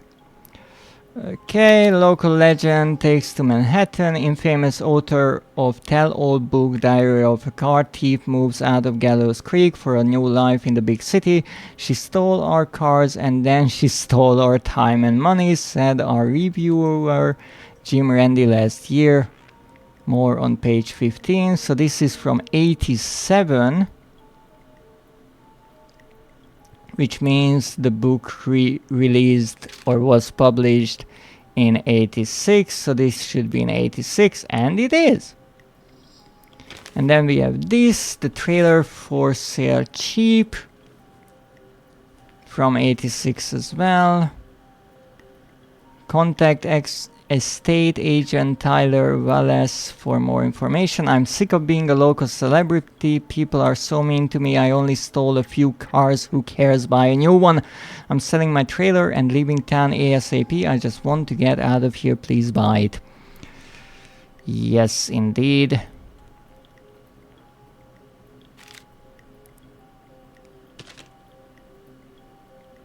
So I guess this is the last, because this was in 86 and this was in 87 and this is not fitting anywhere. So the hospital should be Kim Walker, but I'm not sure that she is actually a doctor or was, and she is currently dead. The trailer park had Rebecca Allen's trailer, but she moved to Manhattan, I think. Yeah, because she did not like that she was a celebrity. So that's out of the question. The power station would be Ant Williams, and even though he is alive and at this safety convention, that is not in Gallows Creek, that is in Quiet Ridge. And we have the gas station, which is Chuck Brody. So the right answer is Chuck Brody. The question is, what should we say? How's it going? I could use some help. It's not going well. I could use some help. Okay, let's review the basics. We need to work out who the next target is. Yes. There's 4 locations, right? Mm-hmm. And 4 people. Mm-hmm. We need to figure out if anyone is at any of the 4 locations tonight. And if they are, we can call them and warn them. There must be some connections between the notes. That makes sense. Great. Need any more help? But would you like to do any of the actual work, or no? Yes, yes, please. Yeah, let's see how far can we go. Yes, please. Sure. I think you should be methodical with this. Okay. Try grouping the notes by who they're about. You could also have a look at the dates and make a timeline. Maybe that will help rule out potential targets first. Got it. Thanks, Peggy. No problem. Well, you gave absolutely no specific help, but that's fine. How's it going? I'm ready. I'm ready, Peggy. Are you sure? We've only got one shot at this. Good point, I should save.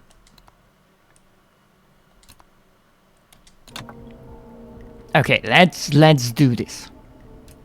I'm sure. Okay. Let's do this. Okay, name first. Who do you think the target is? Okay, so we have to choose the wrong person here. Now, as I said, one moved to Manhattan, one is dead, one is at a convention in Quiet Ridge, and one is at the gas station. He is the real target. So we can choose anyone but Chuck Brody. I will go with the one who is the easiest to choose if you get a bit confused, and that would be Ann Williams, because originally I couldn't really figure out this Quiet Ridge part, and so I thought that he would be the target, but I pieced together that it would be Chuck Brody, and later on I was able to figure out that the convention is actually in another town. I think one of my viewers actually pointed that out to me. So let's go with Aunt Williams. Aunt Williams. And where will I find them? They are well, the power station. Well, somewhere. The power station. Okay, I'm dialing. Okay. One okay. moment. But again, this is interesting because we can make 3 bad choices and only 1 right one. So we have multiple lines Forrest, we could I'm get. through to the power plant, but Yes? they say there isn't anyone by that name there. What? Then who? Jeez! It sounds like something blew up. He's using bombs now? Oh my god. The call board. One moment. Yes? Forrest, I'm getting so many calls. Just let me... I'm gonna take us off air for a moment. Yeah, that was the gas station. Peggy, what's happening in there? Peggy. I'm back. He blew up the gas station, Forrest. Okay. I spoke to the fire department and the hospital. The fire was department quick. is useless now, as you know. Yeah. And, the hospital's only ambulance was at the gas station. Well, Forrest, that's about it. you've got to say something on the radio. You have to tell the town. I'm putting us back on air. Now. Gallows Creek. I don't know how to tell you this, but, We the are gas screwed. station's been bombed. Please, everyone, stay safe, stay inside, and... Oh, just bring us into some music, Forrest. Ooh, I need something good. Come on, go somewhere else while I'm choosing a song. Okay, what do we have? What do we have? Moonlight? No. No. No, we need something bombastic. I actually never played the song that Dawn requested, so I will not do that. No, I just played this. Blast processor, that's good. That will be a blast. Also, did I just pull out the vinyl that I already had out? How is that possible?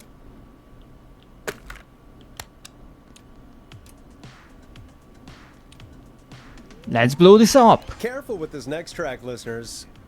It's dynamite. Forrest! I'm muted, but guess who's back? Oh, indeed. Link managed to get themselves somehow logged out of their own Twitch account while There's live gotta streaming. be more in the basement to show us who Clive is targeting. And if that's the But- case, we can get ahead of him. Stop So the nice killings before to- they can happen. Forrest, To see you we need to go back. back down. By we, you mean me, right? Yep. Like I said, I need to handle all these calls. Maybe start with that creepy mannequin room you mentioned before. I still have a lot of questions about those, by the way. Me too. Alrighty. Let's go back. And on our way, actually, since I think we mostly have access Locked to tight. the entire building now, let's test my theory of all these figurines. So we have one here. Okay, this is the studio. We have one here. Okay. I don't think there's one in either of the restrooms. Wouldn't make much sense. Now in here I'm not sure actually. Can I throw it in there? Almost. Haha! Let's look around here. Can I find one here? Great, I'm just throwing everything out now. I feel like there should be one here. Let's see, markers, scissors, paper, glue, typewriter, lamp, phone that I can't use, moa tape, house plant, studio plant. Oh, there is actually a fire extinguisher, water dispenser, coffee machine, creepy hour, radio where we can listen to, well, our own show. Did I just... Oh, I walked onto that box. I don't know what that is. I've been here, apparently, before. Trash boxes, lamp, chili cook-off, trophy, KFM sticker, tissue. This is a workspace. This might be it. I actually can't even take that. Cup. Come on, you can do it!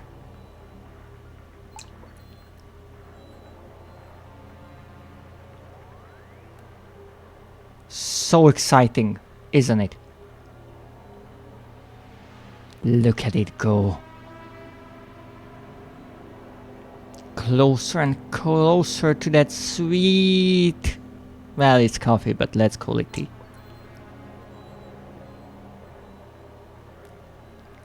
Okay. So that might be the only item that we can interact with here. Ooh, goodness. That's a lot of paper. Oh, no, wait, there's one there. on the other desk right here. So there is one here as well.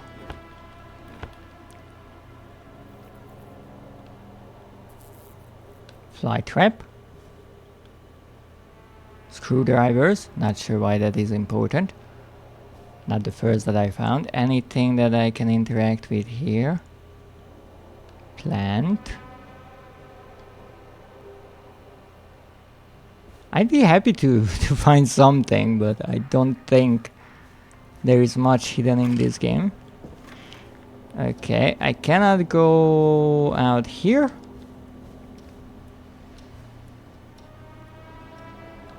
Nothing I can do here.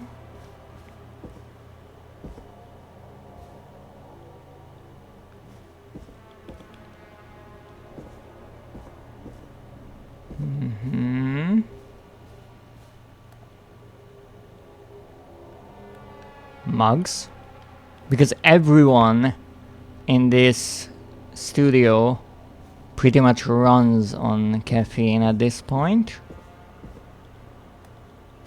What a comfy chair. Alright, and nothing. Gallows Creek. I guess that is where they studied. The intern there. Let's see. Oh, we have this one.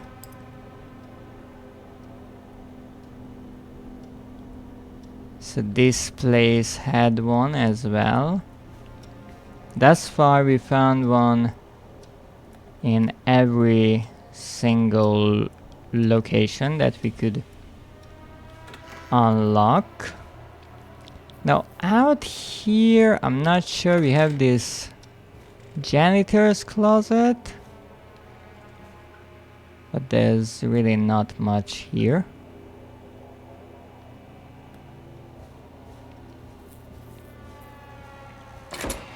We have the fire escape, and we can actually go out again if we want. Not sure why we would want to do that, but we can.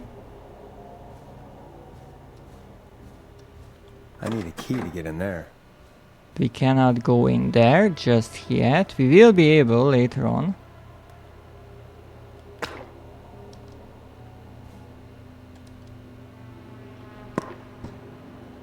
Why can't I drop it? There you go. My depth perception is tragic.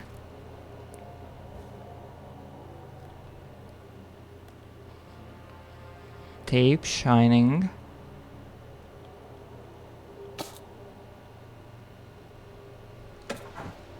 There you go. Throwing everything out. I'm not getting in there tonight. Can't use the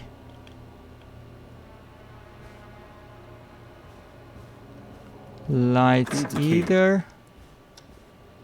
So I don't think there is one here. There is probably one here. Indeed, there is one. But nothing happens, unfortunately.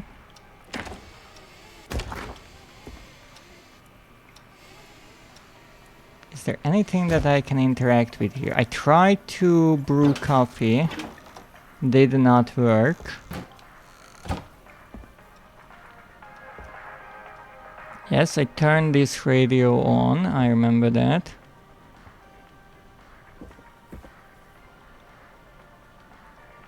Truck magazine. Ooh, out now. Free 10-page booklet with every copy.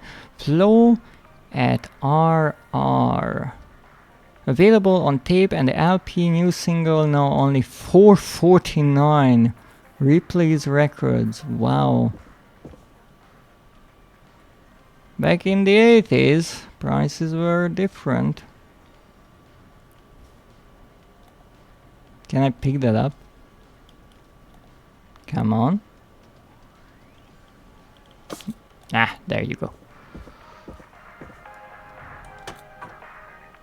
Just throwing everything out into the trash. Yeah, this is unfortunately out of order. We cannot do anything with the tapes. We cannot turn this on, which is a shame.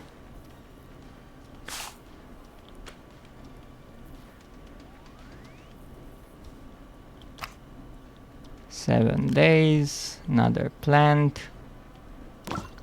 As far as I know, even if we throw these, they won't break. Yeah, they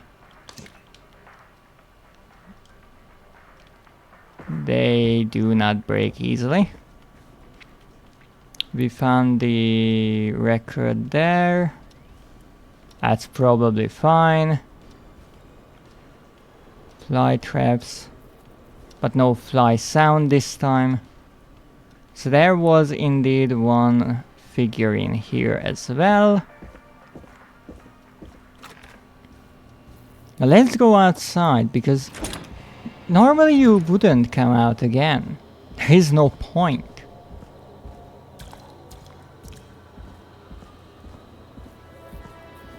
But who knows, maybe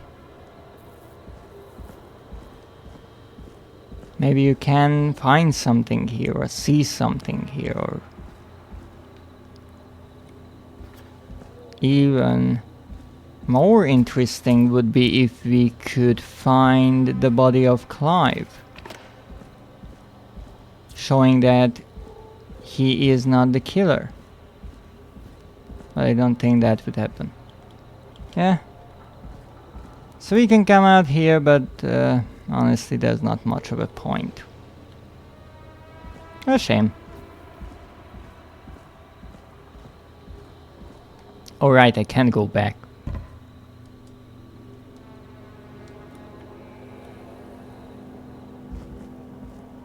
Well, here we are, back here.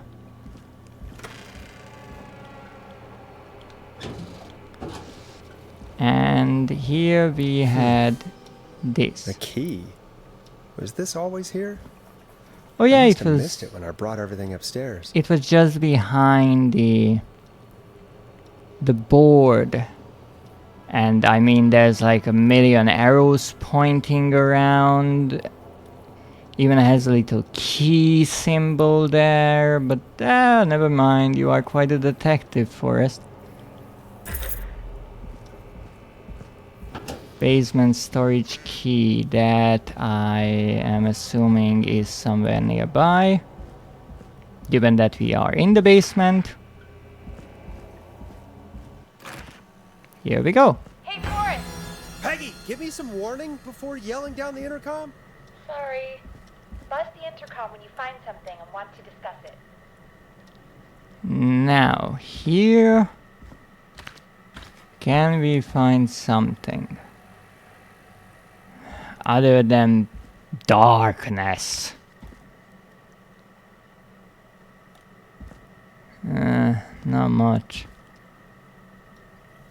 Nothing, nothing, nothing, more nothing.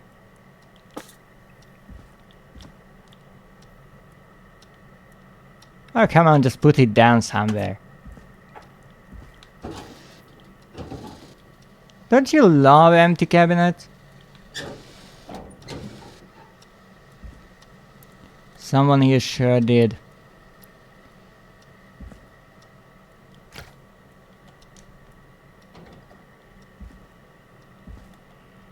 Okay, I'm not really finding anything on the ground.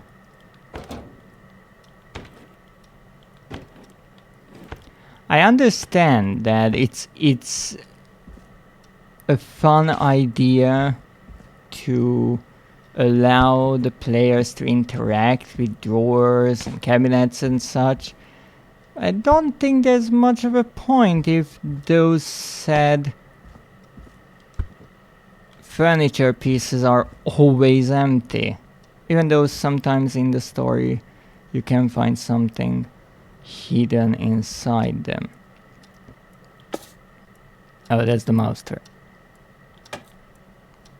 There was a mug there. It is gone now. Let's return the mug. Apparently it was a bigger mug. We need a bigger mug. Nothing. Nothing, nothing, nothing, and more nothing. Well, that's wonderful. Peggy, I've found a tape and a map down here. A map of what? Looks like it might be to somewhere in this storage area. Weird. Well, maybe the tape will give us more information. Give it a play. This is not a map, this is a photo. This is a map. Also, I did not press the button at all. Forrest, you should listen to that first tape you found. What do you mean first tape? How do you know there will be more? You are becoming more and more suspicious, Peggy. George Barrow, 1968. That's when this all began for me. Follow the maps, find the tapes. I'll be waiting. Wait, George Barrow? We all heard that he drowned after a night out drinking. Was it actually Clive? Has Clive really been the whistling man for that long? He says I need to follow the maps and find the tapes. I guess that's what this map is about. I think we need to see what else is hidden down here. Be careful, Forrest. What do you mean down here? You are up there. Okay, so normally what you do is you look at the photo which shows the location and the item. The item actually is drawn on the bottom, which is nice. But I will just go the quick way and explore everything because I'm looking for another figurine. So here we have the obvious tape recorder.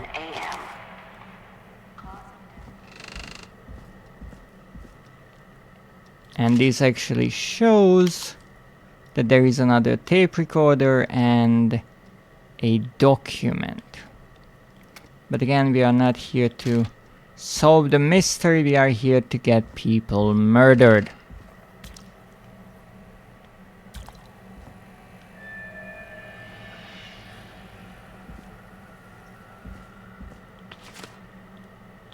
Okay.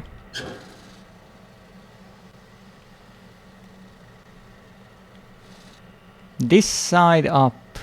If only delivery drivers cared about such. Okay, we will need this later on. So let's bring it back.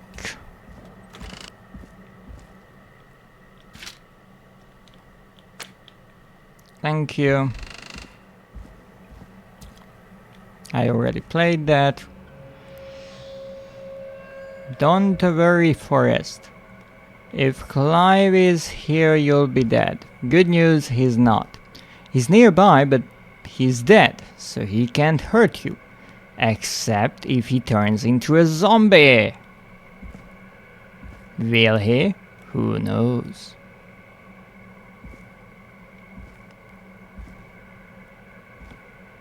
Goodness, this place. Small lacerations to arms, legs, and face, typically obtained by running through foliage. Severe blistering to the feet, as though the deceased had been running without stopping. So these are recordings made during the autopsy.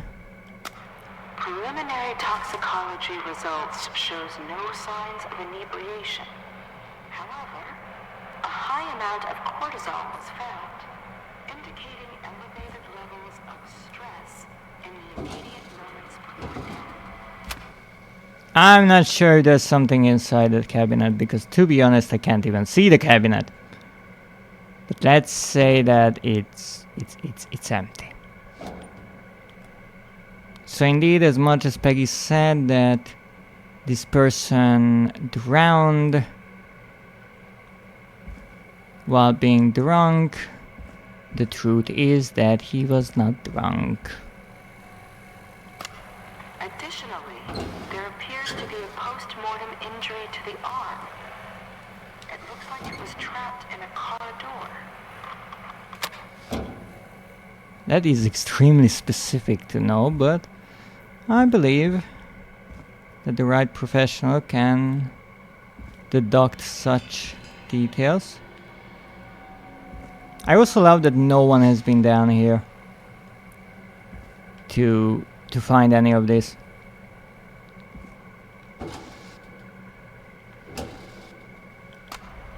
It is the coroner's opinion that the subject likely feared for his life and was chased. This has to be important. Into a body of water where he hit his head, was knocked out, and drowned. Following that, he was moved. Dr. Sullivan, we need to have a talk. Is that recording? Shut it off. So that was our friendly janitor Clive. And this is a good question. Is this the fake or the real report? This is the fake because it says that the deceased had a high level of alcohol in their blood, and there's a little note from Clive saying, "I'm sorry I made you do this, Virginia." Virginia being the speaker on the recording. I don't know why I'm collecting these photos, to be perfectly honest, but that's fine. Wrong place. To be perfectly honest, I'm not finding another one of those figurines here, and that is troubling.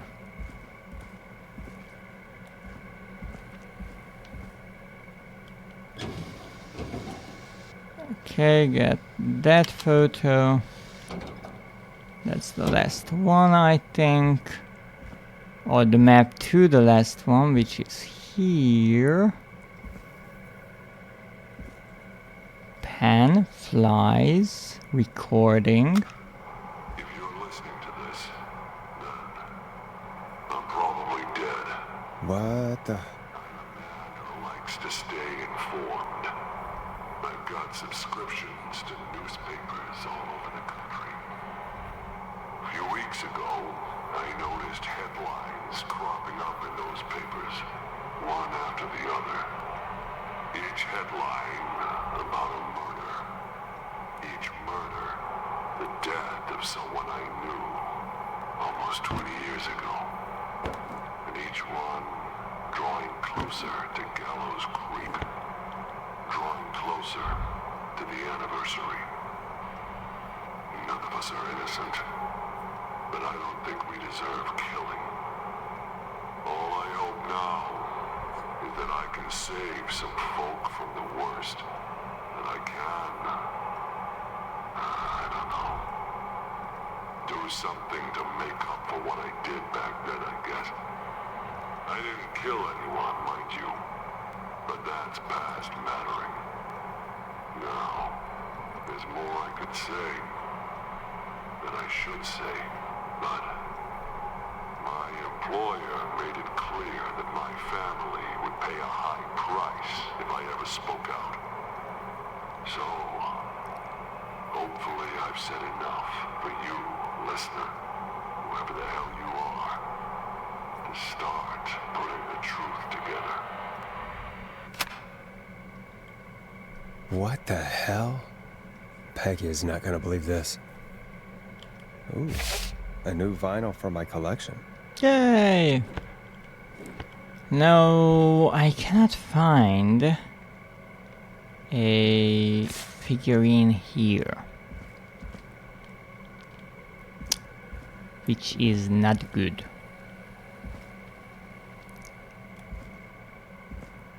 But we will have to return to this place, I think.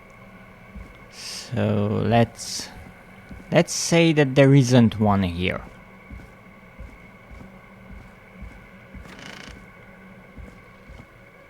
Okay, we have Humpty Dumpty.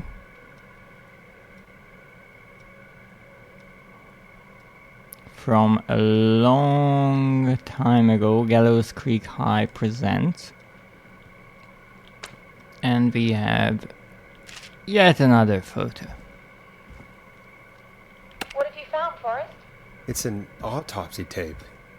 Doesn't say for who, but I think it must be for George. Poor George. He was so young. Something's bugging me, Peggy. What do you mean? I swear I recognize the voice of the woman talking on the tape. I just can't place it. Seriously? Do you think you've met her before? I don't know. I mean, I just got here recently. I don't know. Found another tape. It talks more about how George died. What did it say? It sounds like he was running for his life. Sprinting through trees and bushes, getting cut up all over. What would drive someone to do that? I'm not sure yet. A killer There's also a chasing tape you? about a toxicology report. There were no signs of drinking or that he was on anything. What? But everyone said he went swimming drunk and drowned. It was in the newspaper and everything. I found a written autopsy report. What does it say? According to that, it's just like you said at the start. George drowned after getting drunk. Said he liked to fight, too. But that contradicts the tape. I know. And I think I know why. There's a note with the report that says, "I'm sorry I made you do this, Virginia." If it was on the autopsy report, then Virginia must be our coroner. Wait, the caller from earlier, when we had to call the takeout restaurants, wasn't her name Virginia? If only she had made it. Then we might have learned more about what's going on. It's okay. We did what we could. The takeout idea was a long shot as it Not was. really. I found a tape that introduces a new detail to the story. Post-mortem injury. Apparently, his arm got caught in a car door. A car door? Yeah, after he died. How do you suppose they can tell? How can they tell? I'm a radio producer, not a coroner. In another tape, the coroner comes to the same conclusion as I did. George was running from something. Maybe an animal? Maybe, but then there's this next bit, where the coroner thinks he was moved post-death. Moved the body? How weird. At the end of the tape, someone burst in and demanded Virginia stop recording. I think it was Clive. This is starting to make sense now. This is a conspiracy to cover up what happened to George. I think I found Clive's last recording. I think Clive might be gone. Gone? I found a confession. Not for any killings, but for playing a part in covering up George's death. He left this behind in case he died. He hoped someone would find it. Do you think the whistling man already got him? Possibly. We've had a lot of callers tonight, but maybe not every victim made it to the phone, you know? We don't know how many there really are. Christ, Forrest, that's dark. I know, but Clive said he had read about other murders in other towns, and that the murders were all folks who knew about the incident. And the killings were getting closer to Gallows Creek. He said he wanted to do something good for once. The board in his office. He wasn't tracking people down to kill them. Aww. He was tracking them down to save them. Ugh, why didn't he just come out with all of this? He said his employer threatened his family if he spoke out about any of it. His employer? The one who orchestrated the cover-up? Ooh. Oh, Clive. I'm sorry for thinking you'd killed all those people. Do you think you found everything? I think so. Forrest, what's going on here? Someone wanted that boy's death to seem like an accident. And they hired Clive to make it look that way. Come back upstairs when you're ready. We need to figure out our next step. And you know what that means? That apparently a skip. I didn't say I was God, you're ready. back, Forrest. I've been running out of stuff to pad our airtime with. Peggy, you work in radio. Forrest, I'm stressed. I mean, really. How are we supposed to keep a show going with all this happening? But, as I was saying, that means the actual number of murders might be even higher. Oh, I will definitely get a trophy for this. Beats me. But we gotta do it and we're going to. You're right.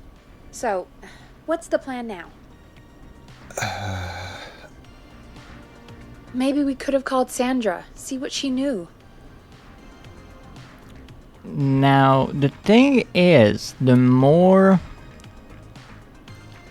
people who were involved in this conspiracy and are tagged now survive, the more the player learns about the details at the end of the game.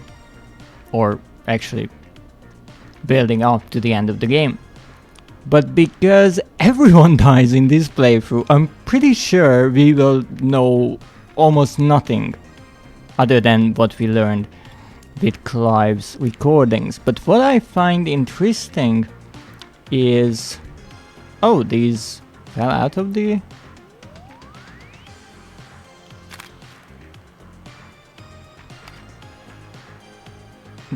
bin? Interesting. So...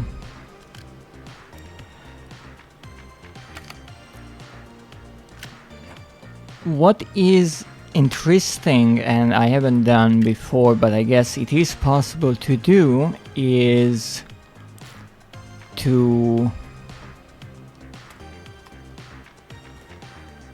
collect the tapes one by one and return to, well, to the intercom with each one, so you get a shorter conversation with Peggy.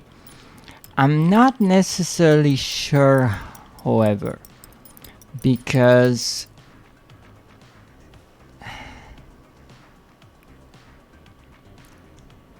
now that I had all of them and I called Peggy, the conversation sounded rather fragmented, as if there's one specific segment for each piece of information that we recover whenever we listen to a recording. Even though I'm confused about the recordings, to be honest. Why are they on separate tapes? I think there is a mention somewhere in the game that Clive kept the original recording, but why is it on multiple tapes? Maybe he made copies and made this little hunt for someone who would find them. It's a bit strange, because if he didn't want anyone to find out, fearing that his employer would hurt his family, then why hide these things in a, like, quote-unquote public area that anyone who works in this radio station could go to, even just to get something from the storage. But if he wanted someone to find it. Why didn't he say something? I guess the idea was that he tried to prevent the murders, as he said he knew about things drawing closer to Gallows Creek, and he thought he could handle the situation without letting others know of what is going on or what happened all those years earlier, which makes sense in the game. So yes, if we could call other people to help us, that would be useful, but oh well. Well, you know, we win some and we lose some, I guess. I guess. Looks like we've got a call coming in. Yay! Time to get someone else killed. Welcome to 189.16 The Scream, with me, your host, Forrest Nash. Hi, Boris. Oh goodness. Really out of the blue with everything happening tonight. But I wondered if you could send a special birthday message to my uncle. Pointy, I know it's you. You have such a strong accent. No. No, I don't wanna. Oh, come on! It's his birthday. I won't have a chance to do it again until next year. May as well, Forrest. Yeah, that's how birthdays work. Fine. What's his name? Thank you, Boris. He's my Uncle Ronnie.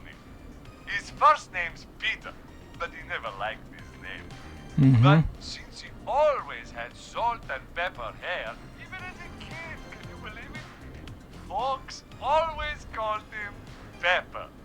Thanks for the history lesson. Is there anything besides happy birthday you would like to say to Mr. Pepper? Oh my god damn it! Yes! Tell him he can get the best birthday deals and party packages here at Putney's Pizza. Starting at just... You son of a bitch! Stop calling us! God damn it, Peggy, this is your fault. My fault? I said I didn't want to do it. Don't blame me because Brian Ponte can't control himself. Ah. Don't worry. We've already got another caller on the line. Just pick it up, okay? As much as he is an annoying character, I did enjoy this pun.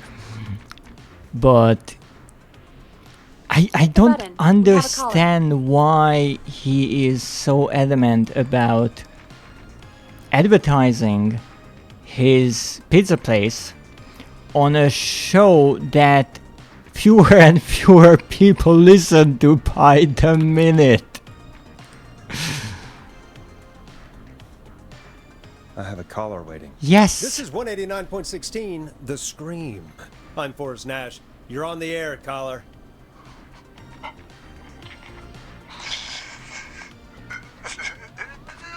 Caller. Oh goodness. The pranksters are already dead. Ponte. Ponte's Pizza Oh. always delivers. Come rain or sleet or whistling man, we'll be there.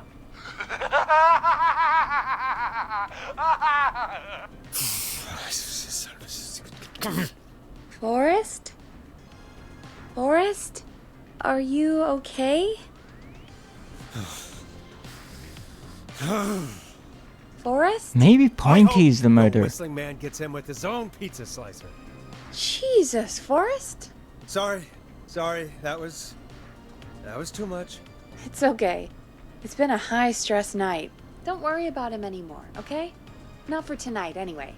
I think he's spent for now. We've got another call, whenever you're ready. Alright. Maybe I should stop the music. For some odd reason, the game did not remind me this time to stop the music. Call waiting. Better for take the it. calls. They might need our help. Yes, yes, Folks. I know. Don't spend your money at Ponte's Pizza. That's all I'm gonna say about that. Moving along, I'd like to welcome another caller to 189.16 The Scream. With me, Forrest Nash. Who may I say is calling? Well, hello again, Forrest. Dawn. I bet I know why you're calling. I'm sorry I didn't play your song. There's a lot going on. But please? Never mind that now. First, I'm calling because I need your help.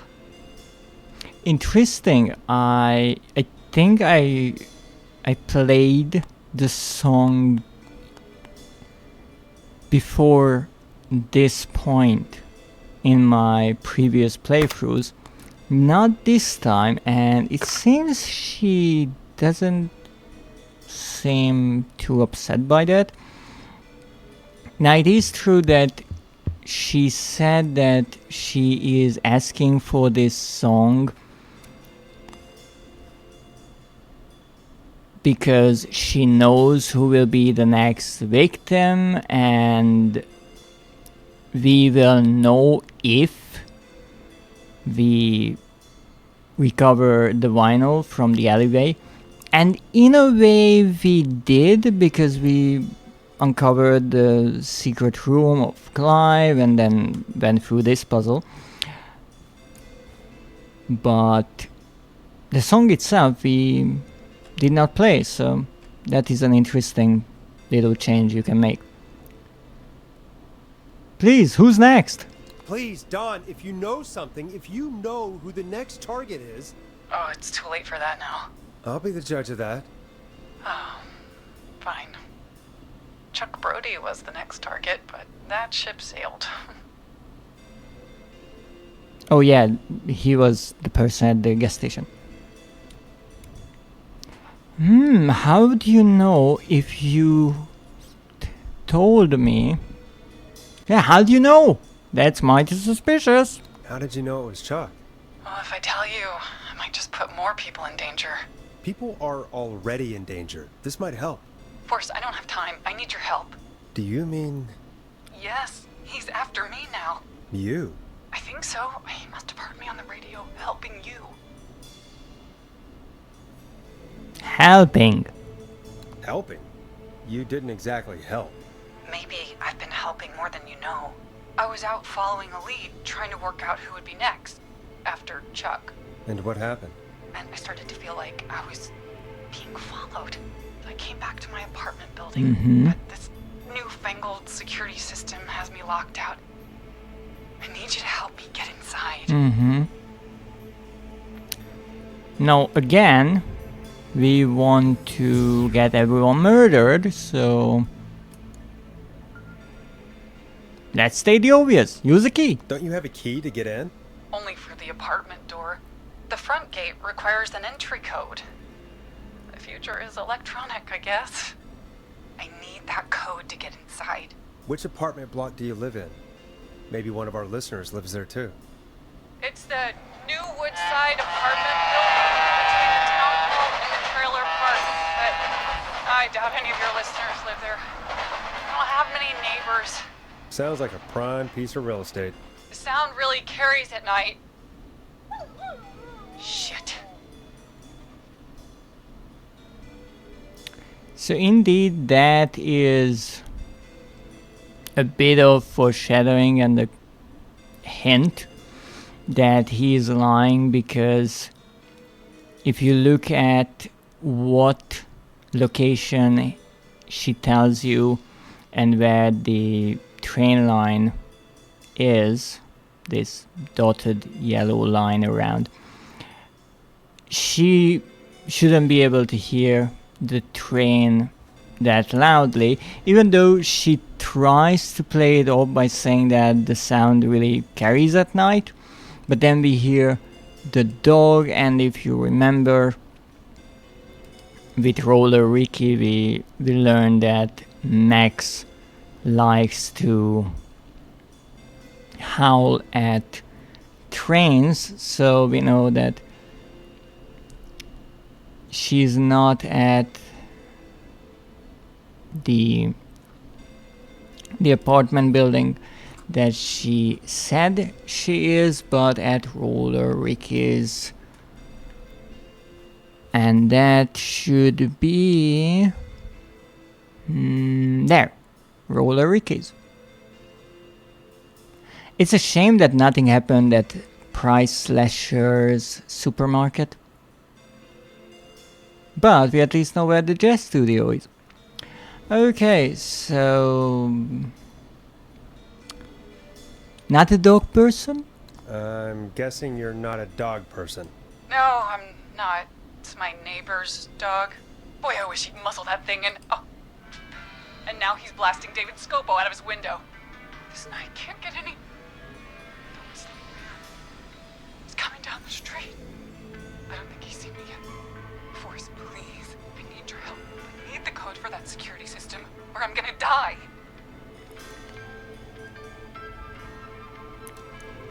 Now, here's the thing. If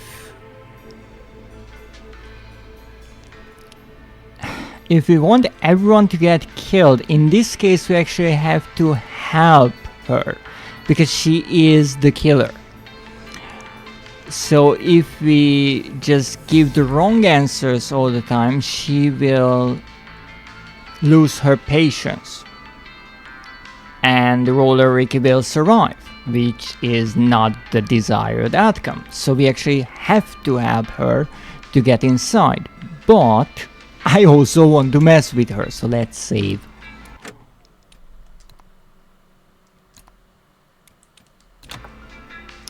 So... get the neighbor's attention. Can you get your neighbor's attention? Not because of the loud music. Forrest, I can't do that. Good point. Even though it's mighty strange that this is the only time when we don't hear the whistling man actually whistling. What's your neighbor's name? I don't know my neighbors, remember? Please, I need to get in. What's the name of the security system? There's a sticker on the box. It says Starling Security 4000. There's a keypad, and it looks like it wants a 6-digit number. Starling. Starling Security 4000, huh? That's right. Very newly installed. I need the key code before the whistling man gets me. Yeah, of course. Don't worry, Don. Thank you, Forrest. I knew I could count on you. I'll sit out of sight. Call me back soon. We can't call you Alright, back. folks. You call Here's a us. tune for you all to enjoy, while I Whatever. try to break Dawn into her apartment. Anything you want to add? No? What?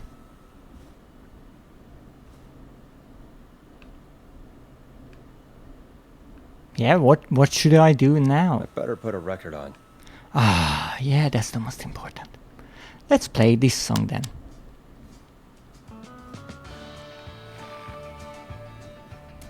Oh yes, I want to. A classic back by popular demand. This is Long Ride Home by the Barn Finds.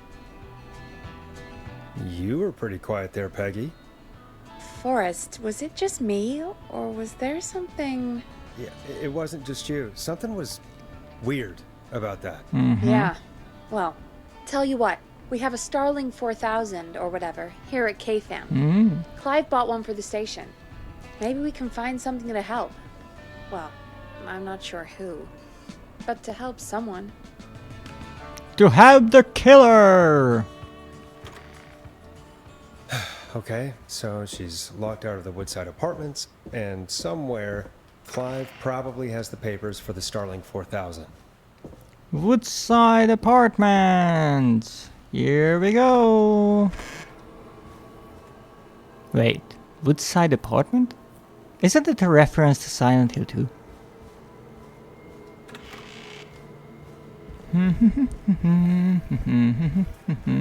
Oh wait, not this way. Sorry, this way. I already have all the important things here. So this is the Humpty Dumpty thing, which I'm actually not sure why it's important, but I'm sure it is. And then we have this. This is the autopsy report. That's not important for us now. Take that.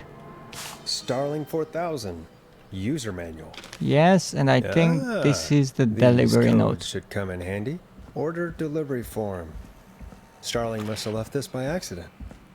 The system's not even installed at Woodside. Exactly. Now, if you don't pick all of these things up, you might not check this when you come back, because they are scattered around in the basement between the shelves and cabinets, but because I already know what is happening, let's figure out things. So indeed, the Woodside apartment at 42 Carpenter Avenue. We'll figure it out. Carpenter Avenue, Carpenter, Newbury, Craven, Jackson, Jones, William, Bond, Blake, King, McCready, Rogers, Myers. Is that a reference to Halloween? Which one was it? Carpenter. Here we go, Carpenter. So this is Carpenter Avenue. No, I'm not sure where Carpenter Avenue 42 would be, but it's still further away from the train line. Even though if someone lives here, they could hear it just as much as Roller Ricky can hear it here, but I guess they didn't want to make it so obvious. It's already obvious because it's not installed. Unable to install, require new what? New parts. New installation date 17th September. This is September 2nd. And this is the 3rd today. And the KFM radio was delivered but not installed because the client opted for manual installation since Clive could do it, I guess. I love it. Delivery method then. Stalling security, but we don't really need this. Let's just put it here. Put this here. Why can't I put things down from my left hand? I don't know. Okay, Peggy? Welcome back, Forrest. Find anything? Yes. Starling 4000 security manual. It's got a bunch of codes. Good. And did you find anything else? I saw a list of everyone else who bought the Starling 4000. Know who was on there? Oh my god. Roller Ricky! Do you think we should give him a call? Is that crazy? I don't know what you'd say, but... Now, if we try to call Roller Ricky, then obviously he survives. I'm not sure. I do remember that before, when I played this, once I didn't want to help the killer at all. I figured out that this was a lie, and because she tried to break in through a window, I think, Ricky was able to hear her coming and scared her away. The other time, I think that I did something differently. I don't remember clearly, but what did I do differently? I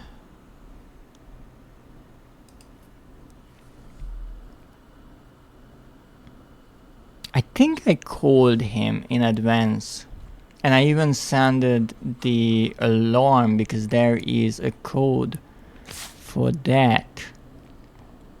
There is an alarm test. And I did that, but this time we are trying to have the killer, so no Just need. put me through to Don. I'll take care of this one way or another. Okay, if you say so. Line 1, whenever you're ready. Now, Roller Rig is indeed there, and it was installed Romero Street. I guess Romero Street is, yes, this one. Christine's Gas and Repair. Well, if that was the gas station, it is no longer there. And we have one at the hospital.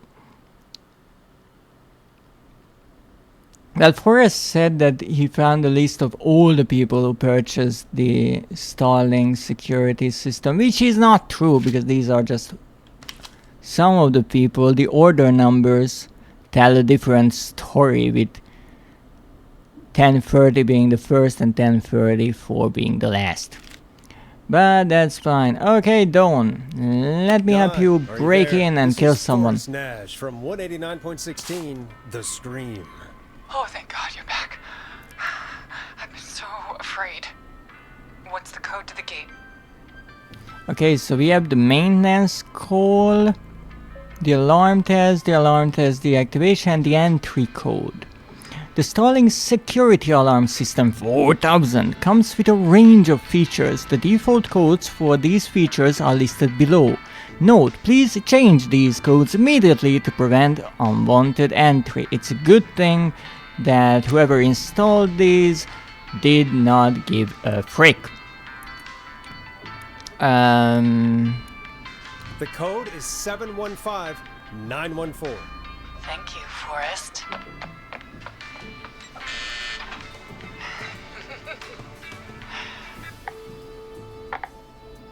Forrest, what did we do?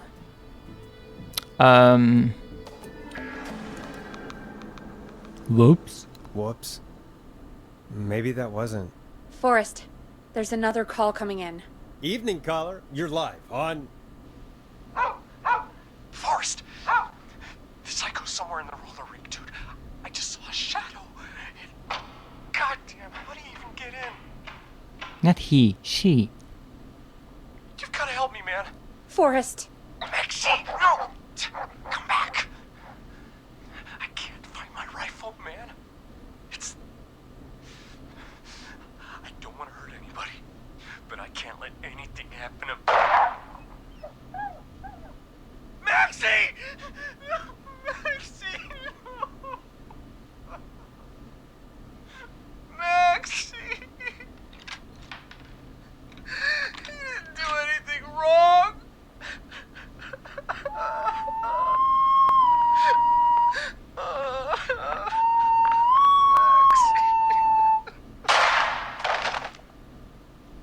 Come on, using the gun Thanks now? again, Forrest. Oh, God, poor Ricky. Okay, Gallows Creek, here's some music while we process what just happened. So Dawn is the whistling woman. Shocking. So, the whistling man is a woman?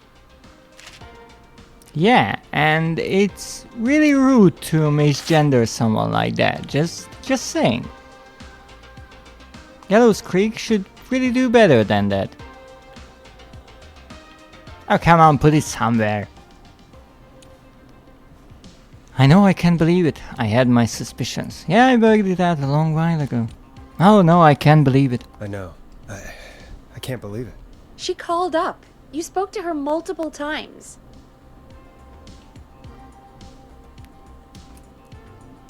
Yeah. For the record, just because a murderer calls off a radio, they don't sound that much different. I thought she was just regular Gallows Creek strange. Really, Forrest? Why do you think she requested that song? I don't know. To get me outside? But she didn't kill me.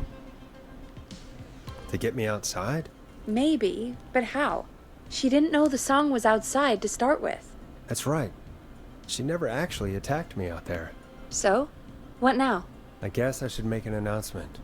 We do That- have new info. Okay, kill the music and you can make the announcement. For the record, the second time she called, she knew that Peggy threw the Time to turn the music off.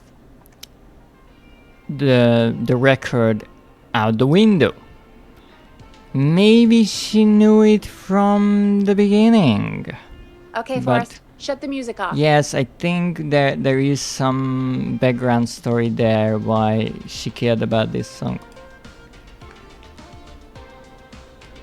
Okay. When you're ready, shut the Yes, music off. yes, Okay, I You're know. live in 3, 2. Hey folks, this is Forrest Nash here. I hope you're all safely locked inside. For those of you listening to that last call, you might be wondering what to make of it all. Here's our take. We now believe the killer is actually a woman, one who might manipulate you into letting her in before she attacks you. Wow. Wow, you really figured all that? I'm sad to say, but it's time to trust no one. The killer was calling themselves Dawn. Okay, this is so stupid, I have to. Do not trust anyone called Dawn. If anyone needs help or you have info on the killer, please call in. You folks have my new number, right? It's 911. Hopefully, our next caller can help shed some light on our killer. I We mean, had a call come in. Okay, folks, time to take a call. we barely have any listeners left. This is Forrest Nash, and you're listening. Please help me. My name is Casey Moore.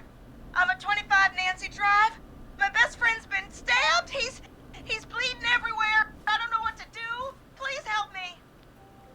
Nancy Drive. Where is Nancy Drive? Oh, here.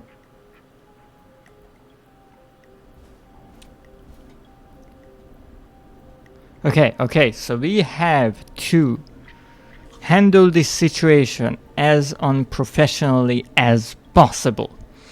Okay, so is he still breathing? Yeah, but he's bleeding out fast. I really need help. Please. Take a breath. We'd been out at the reservoir. We were heading back to his place Mhm. when we heard this whistling all of a sudden. He just started freaking out. He screamed at me, told me to hide. I'd never seen him like that, and I just panicked and ran and hid in a bush. Oh no. Forrest. Then what happened? He went up the road and talked to someone. I couldn't really hear or see anything. It sounded like he might have known the person, and they just stabbed him. Well, was it the whistling man, or do you think it was someone else who can whistle and likes to stab people? Casey, was his attacker the whistling man? The who? They had a mask and wore all black? That's all I know. Please, we need help here. I'll get you help, but I need to know. Where did the masked person go? They left. They left him to bleed out. I waited until they were gone, then dragged him into the garage and called 911. Wait, why didn't she make sure he was dead? I don't know. I think I heard them say something like, "It's not so funny now, is it?"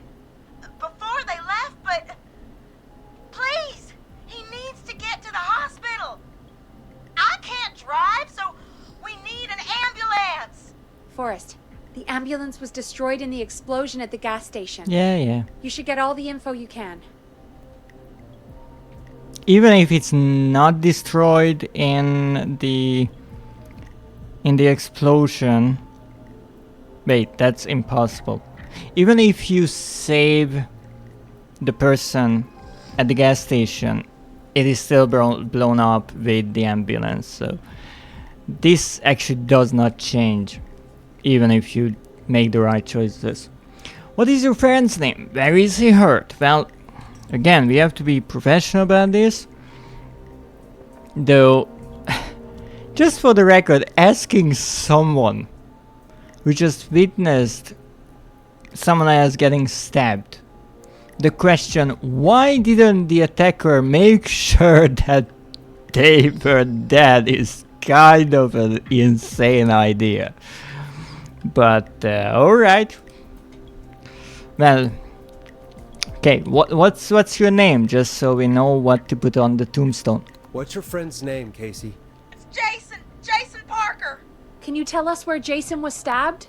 They stabbed him in the stomach, and then stabbed him again in his leg when he was on the ground, and it's...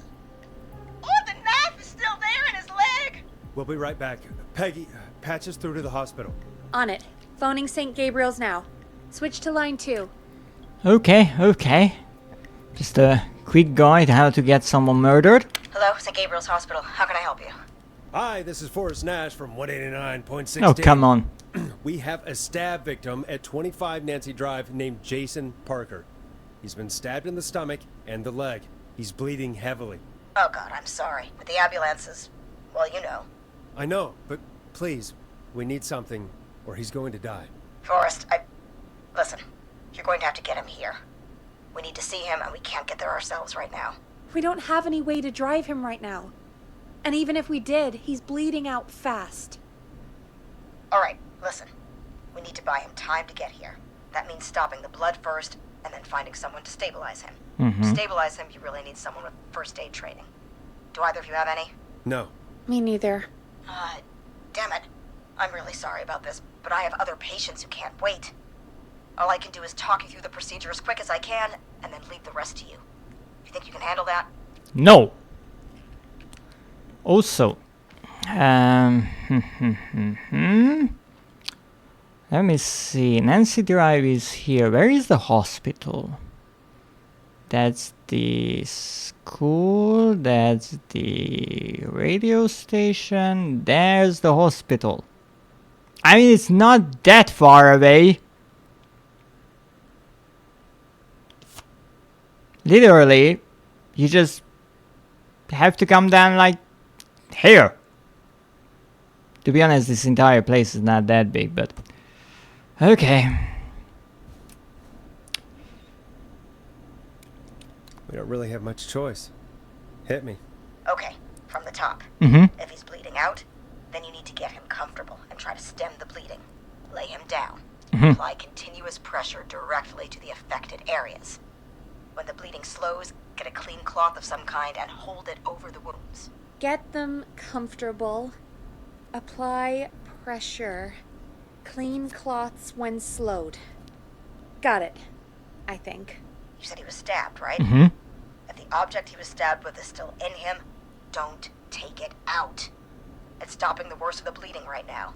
If anything, you should secure it so it stays where it is. I wouldn't have thought of that. I would Makes have. sense, though. God, that was a lot of info. But I think we can handle this. Glad you got it so far, because there's more to go. Yay! Well, you said from the top, so you mean we should take care of the bleeding around the stomach region before moving on to the leg? Also, how do you apply pressure to 2 different areas? And how do you do it if the knife is still in the wound? I'm getting slightly confused here.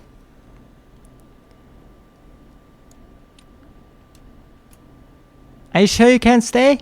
This is a lot to remember. Are you sure you can't stay on the line? We're wasting time. Please, just let me continue. If he's lost a lot of blood, he may enter shock. If he does, act fast. If you applied a cloth and it's bleeding through, don't remove it. Just apply another on top of it. If it's safe, elevate his legs to get blood circulating to his vital organs. Try to keep him warm. Get him to rest and reassure him.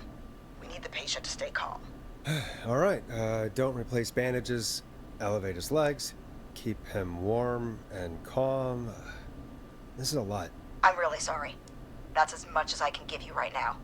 Try to stop the bleeding, find someone to get him stabilized, and get him here as quick as you can. Good luck. All right, Forrest. Casey's still on line 1. Also, what does it mean if it's safe elevate their legs? What is safe? Moving their legs, or their condition is stable, or what does that mean? And why couldn't we just patch this call through the other one, and so she could have told this to the actual person there instead of wasting time to tell it to us and hoping that we will get every detail right. That is a bad idea, but hey, it gets us another murder. Hello? Hello? Forrest, are you there? Yeah. How are you holding up? How is Jason? We're on our own. Yeah, let's make sure that the patient is calm. Casey, I have bad news. We're on our own for now. Oh, no. No. Jason! Why the hell didn't I do anything? No, Casey, you did the right thing. We got advice from somebody at St. Gabriel's. We're gonna talk you through this. Oh, thank God! I've been putting pressure on his stomach wound since you left. But he's still bleeding. I don't know what to do. That's good, Casey. The nurse said to do that. Yay. What about the knife in his leg? It's gotta be hell. Should I pull it out? Now I'm curious because I have to keep the wrong answers here, which feels wrong. But again, this is a game. I'm curious if Peggy will correct me, so take the knife out. Yeah, that has to be incredibly painful. We should definitely get it out of him. All right. Here goes. Jason, just hold on. Wait, I was reading my notes. Did you say pull the knife out? Oh, God, help! I pulled the knife out and the bleeding, it's getting worse. It's... Quick, Casey, we need pressure on the wound. Do you have any sort of cloths nearby you could use? Yeah. There's some laundry piled up on top of the dryer, some cloths on the hood of the car, and what else? I guess I've got my jacket. Okay, so maybe pulling the knife out wasn't the best idea. What if we try to put it back? That must work. Also, yes, Peggy did point it out, but interestingly, after we made the wrong call, she gave some of the right information, so it's kind of balancing out and trying to save the situation. Now, the worst possible option here would be use the cleaning rags because they are dirty, I guess. But we need this person dead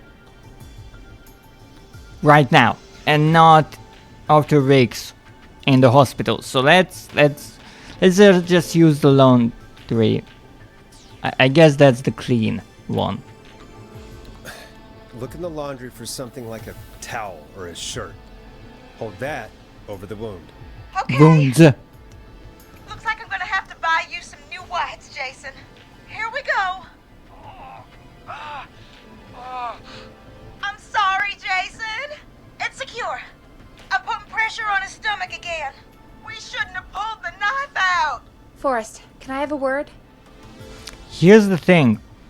All the blood that is coming out through his leg cannot come through his stomach.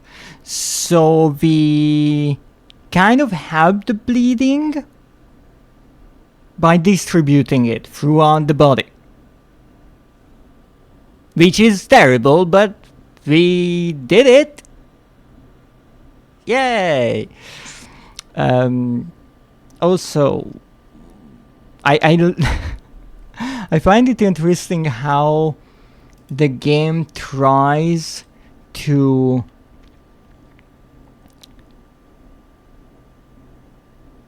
take note of all the choices we make and reference them. However, because it tries to keep to a specific script, sometimes it doesn't really make sense, because she said that she is applying pressure to his stomach and kind of forgot about the leg wound for a moment, but then she says, oh, pulling out the knife was a bad idea, to show that the game did not forget about what we just did. But it's a bit difficult to make it make sense because of all the moving pieces. Now isn't the best time, Peggy. Can it wait? Forrest, it's kind of important. Okay. Give me a second. Casey, I'm gonna have a quick word with Peggy. Keep putting that pressure on, and let us know when the bleeding is under control. You're doing great. But what if something happens? We'll still be here. Just shout if you need anything, and we'll be there.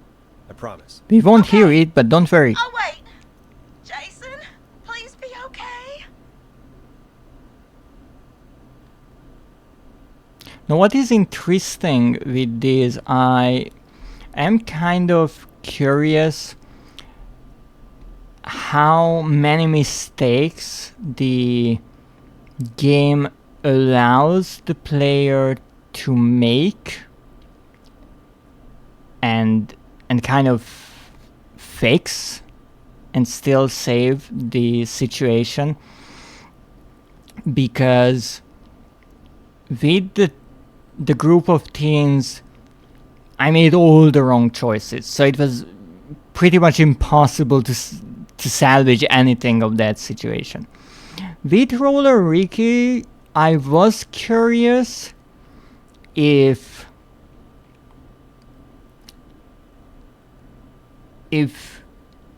I could save him when he called with the killer already inside the building, but apparently the answer is no. I do know that you can save him if you call him in advance,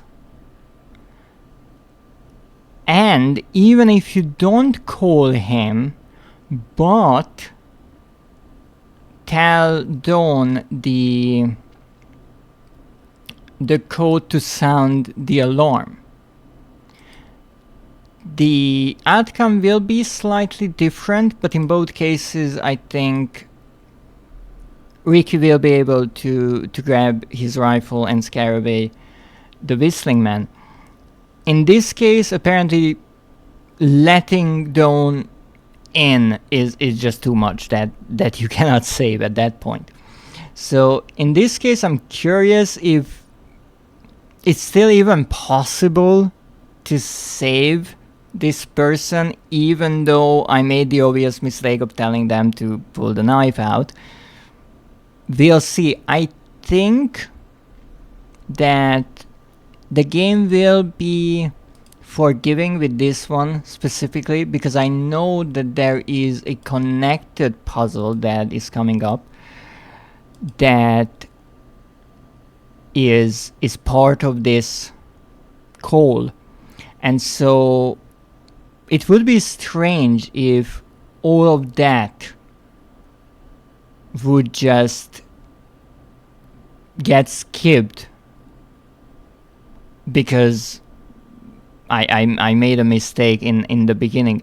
It would be understandable, but I think the game will make an exception this time. What's up, Peggy? We can't stay on the line with her all night. Dawn is still out there. What if other people need us? You're right. She's probably on her way to her next target right now. Exactly. And you heard the nurse. We need someone there with training who can stabilize him. He's got to get to the hospital somehow. What was that? A pop-up window appear? Yes, it was. But let's waste as much time as possible. She'll have to drive him, even though we know for a fact that she cannot drive. She said there was a car there. I know she doesn't know how to drive, but we may not have a choice. Forrest, that's a terrible idea. Never mind hurting Jason. She might get herself or someone else killed. Don't suppose you have any ideas then? I might. A little before you started working here, KFAM did a mandatory first aid training course. Me and Karen missed it because we were away on a producer getaway. You skipped it, didn't you? Never mind. So, how does KFAM's first aid course help us? Casey said they're at 25 Nancy Drive, right? Yeah? Why? They put up a bunch of cheap houses around there about 10 years ago. So a bunch of people here at the station live around there. Do you think any of them could help Casey and Jason? Probably, but I don't know who lives there. And since I missed the training day, I don't know who knows first aid. Could you call them and ask? I don't know everybody's numbers. I've only ever called Karen. Everybody's personnel info is probably in Reggie's office. Got it. I'll look through their files in Reggie's office. It's a life or death situation. I'm sure they won't mind. Right. But there are a couple of problems with that. Yay! No. This is just lovely how... First of all, I just randomly chose the option that she might need to drive as an obvious wrong choice, and I thought I could just cycle through all of the possibilities. Turns out that's not the case, but I just realized that could have been a really good choice for this playthrough, because imagine not only the person who got attacked could die, but the driver and maybe someone else. That is doubled or tripled victim numbers. We're going for a record after all.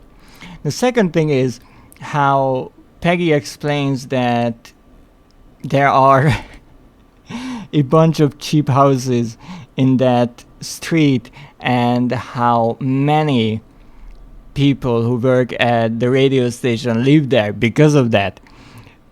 Pretty much confirming that this is not a good job when it comes to the pay. And also that no one really knows their coworkers. They don't know their numbers, where they live, if they took part in the first aid course. They just work in the same place, even though the entire radio station probably has less than 10 people. And it's not only Forrest, because he had the excuse of just moving here recently and just started working. But apparently he's not the only person who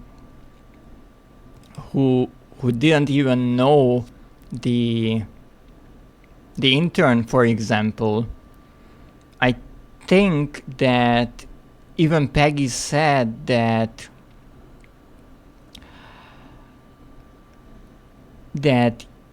he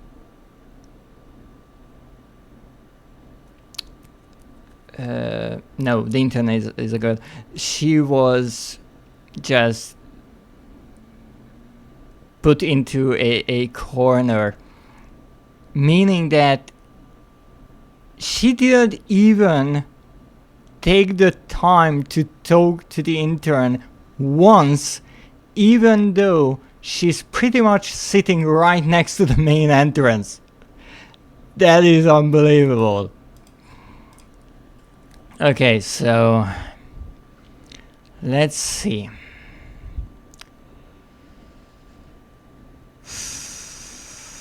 We can't call anyone, we can't do anything, but we have problems to check their files. Go on. Go on. It's sensitive information. Of course So it Reggie is. probably locked it in his safe. Great. Great. Great. Do you have any idea what the combo for the safe could be? Not a clue. Reggie's a serial note taker, though. Maybe something in his office will give it away. Right. There is something else. I'm not gonna Come like this, am I? Have you on. ever heard, the future is floppy? Peggy, what the hell are you talking about? I'm talking about floppy disks. Floppy disks are like these futuristic things that have information on them. You put them in a computer and they do something. Peggy, I know what a floppy disk is. Anyway, Reggie decided that the future is floppy and started phasing out our physical records and replacing them with these floppy disks. I imagine it's the same for our personnel files. That's good to know. Since we haven't heard anything from Casey, I'm guessing Jason's okay for now. I'll check out Reggie's office and see what I can find. You'll need a key for that. I'll just slide it under my door now.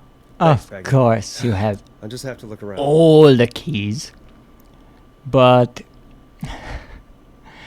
we haven't heard Good. from Casey. I'll patch my mic down to the office, so you'll hear me over the intercom. The game has established the fact that while I'm talking to Peggy, I can't really talk to someone else, even though while I'm talking to someone else, Peggy can somehow join the conversation.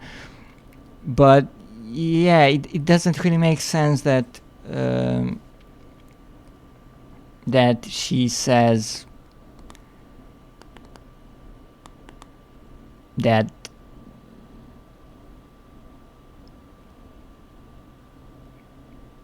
or I think it was actually Forrest who said that just yell and we will reply. That's not how it works.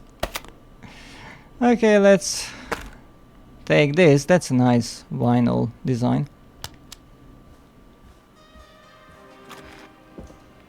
Alright, let's take the key, which is, I think, the last one in the game. Reggie's office, which is on the first floor.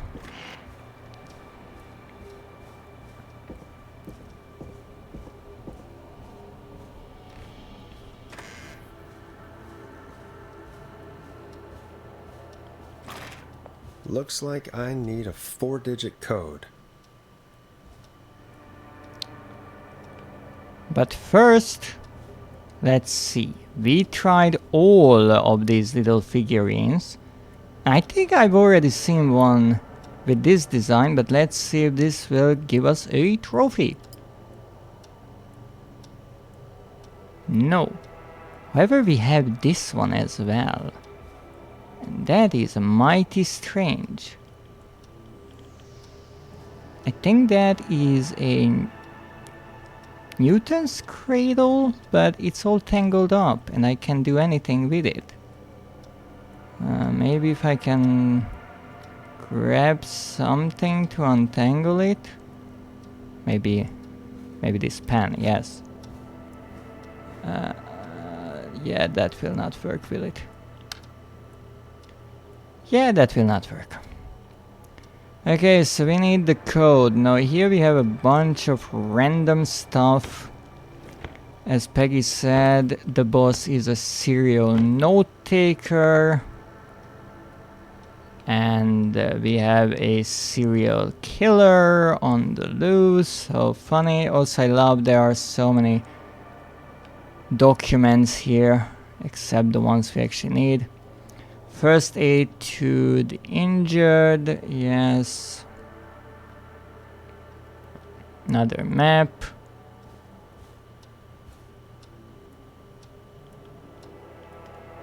Hint, very important date, indeed it is.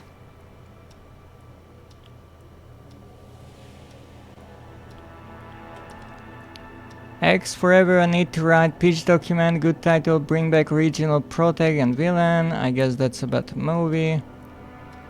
I think the code is actually from a story he's writing. Ask Jenny where those tapes are. It's been weeks now, overdue.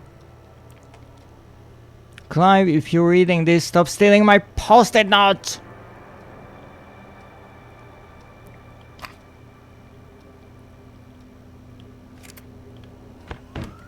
And let me just tell you, Could this be it? listening to this conversation that takes place in the 80s about how the floppy disk is this futuristic modern thing that will be the future of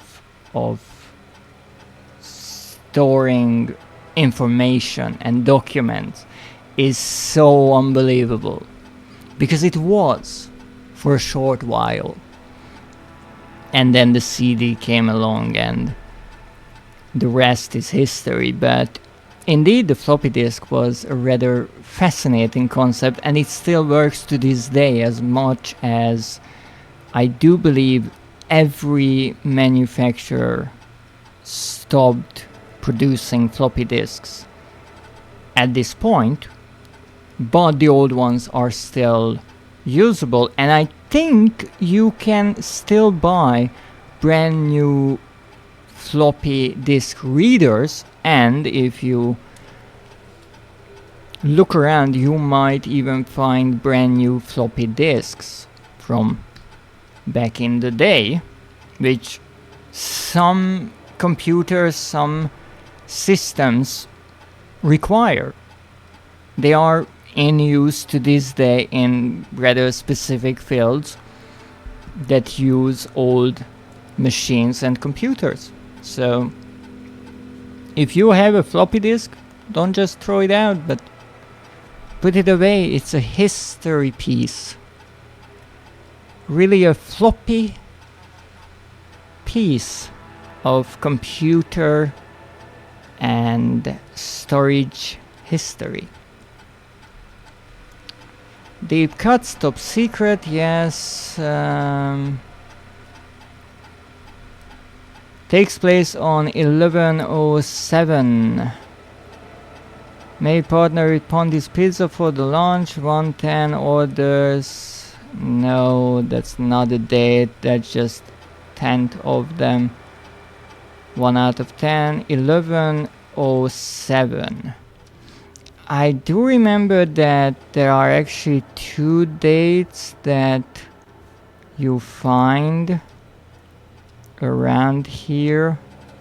Maybe one is here. No, apparently no. UFO exclusive. Megabyte, the future is now. No, that is not helping. Best boss, sure. Chalupacabra, a taste of Mexico. Interestingly, there is no text to be read here. Where is that intercom that Peggy talked about? Hey Peggy, you there? Yeah, I'm here. Did you find what we need? I can't figure out how to get into this stupid safe. No worries. We still have a little time. Reggie writes almost everything down somewhere. I'd recommend you start reading. I'll have a look around. You're probably right. I'll let you know when I find something, or don't. Do not tape over. Alien sighting number 75. Oh yeah, he's a bit obsessed with alien sightings. So let's try a few random codes because I'm curious. So first one is... do we have a calendar here? Well, of course we don't.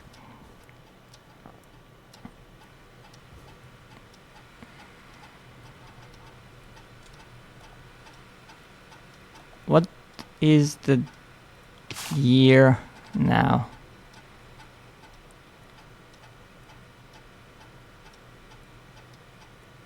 Vertigo Weekly. That's useful. I almost missed you. Remember, Reggie Jr.'s birthday is 0910, not 1009. Last year was a disaster. Wow.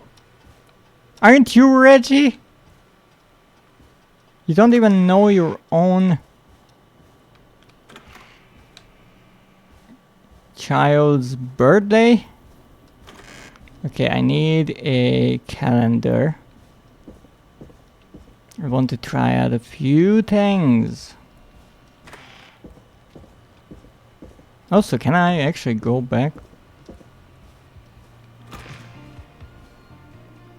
Okay, it is September 87, the 3rd. 1987. Let's try that as a code.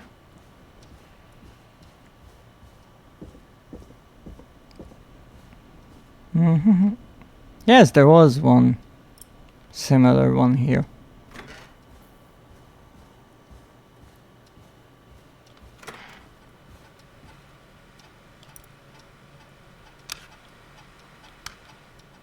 Nada.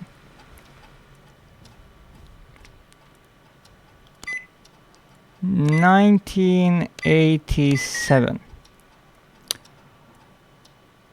0903, which is today, or 0309, depending on the order. Nope, that's not working. Must be something else. Okay. What else can we try? Now, you might remember when I played Myst, it had a trophy for inputting the release date of the game. So let's quickly look at the release date of Killer Frequency. Maybe the developers hit something in this game. It released, in theory, June 1st, 2023. So let's try 2023. No. June 1st would be 01, and June... It's June, right? Yep, that's the 6th. 0601. No. Okay, so very important date is either the birthday or the story. I have a feeling it's the story, but honestly I don't remember. So let's see, 0910 or 1009. 0910 or 1009. Can I try 1, 2, 3, 4? Okay. So it's not the birthday of Reggie Jr., which is rather, well, actually sad that the important date is not the birthday, but the date on which this story takes place, which is 1107. But it makes sense because if you just look around and read all the sticky notes, you will think it's the birthday. Again, it's a clever distraction. And then you have to rummage through the drawers and read the story script on the floppy disk to learn the real code. Nice.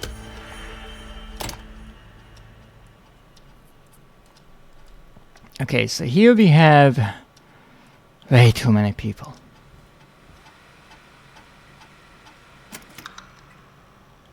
Now we can actually learn about people here a bit if we want.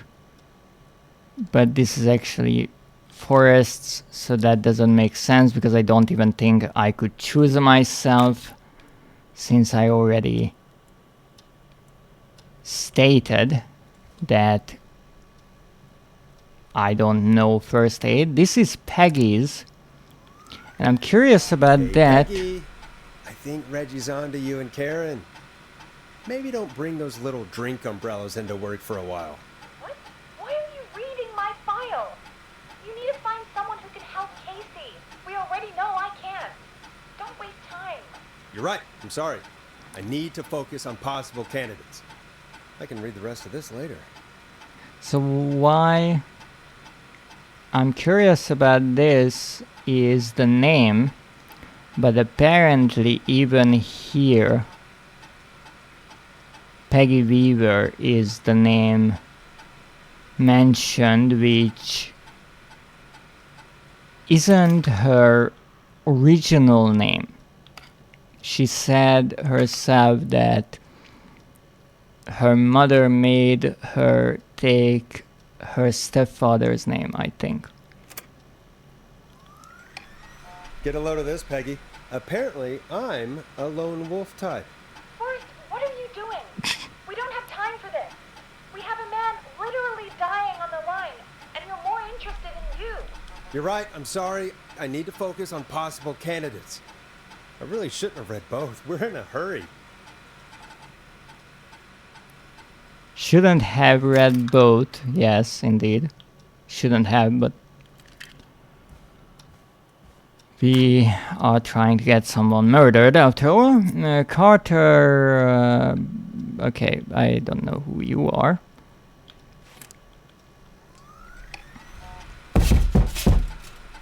What?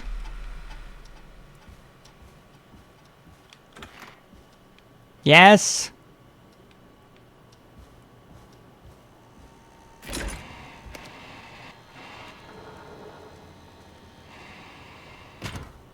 Goodness. Why is the lock red? Well. What was I reading? Yes. Brad...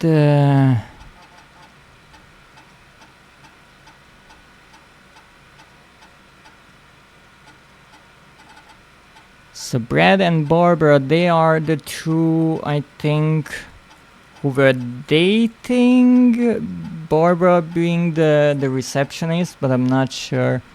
There was that entire storyline about the Maze and their date. But apparently they are not good at first aid because they missed most of the session. Okay. So apparently he is not a good candidate for what we need, which makes them a perfect candidate for this playthrough. I think this is actually the right one. Yes, a bunch of medical equipment in his home, and he refused the course because he was a war medic.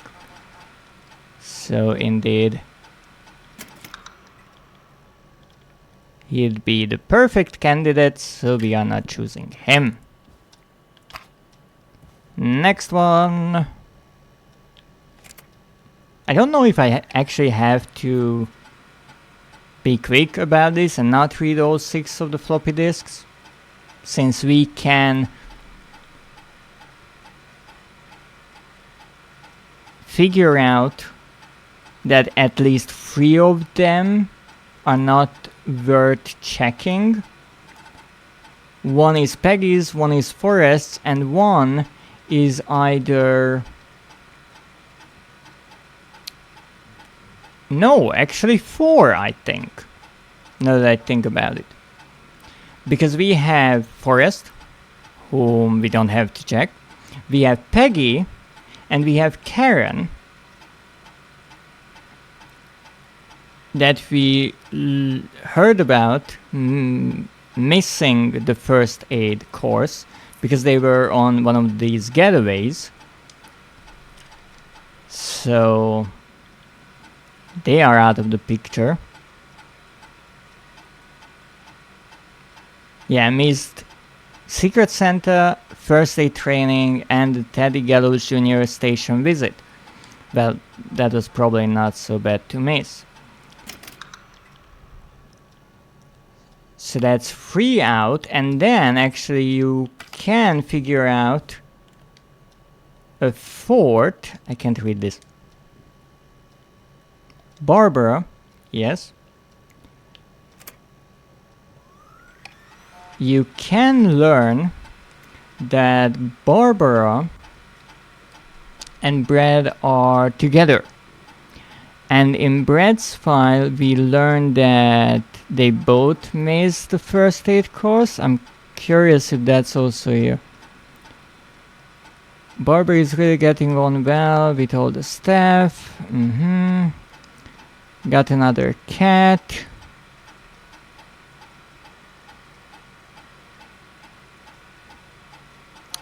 Barbara left when I told her about the concept for my new horror script.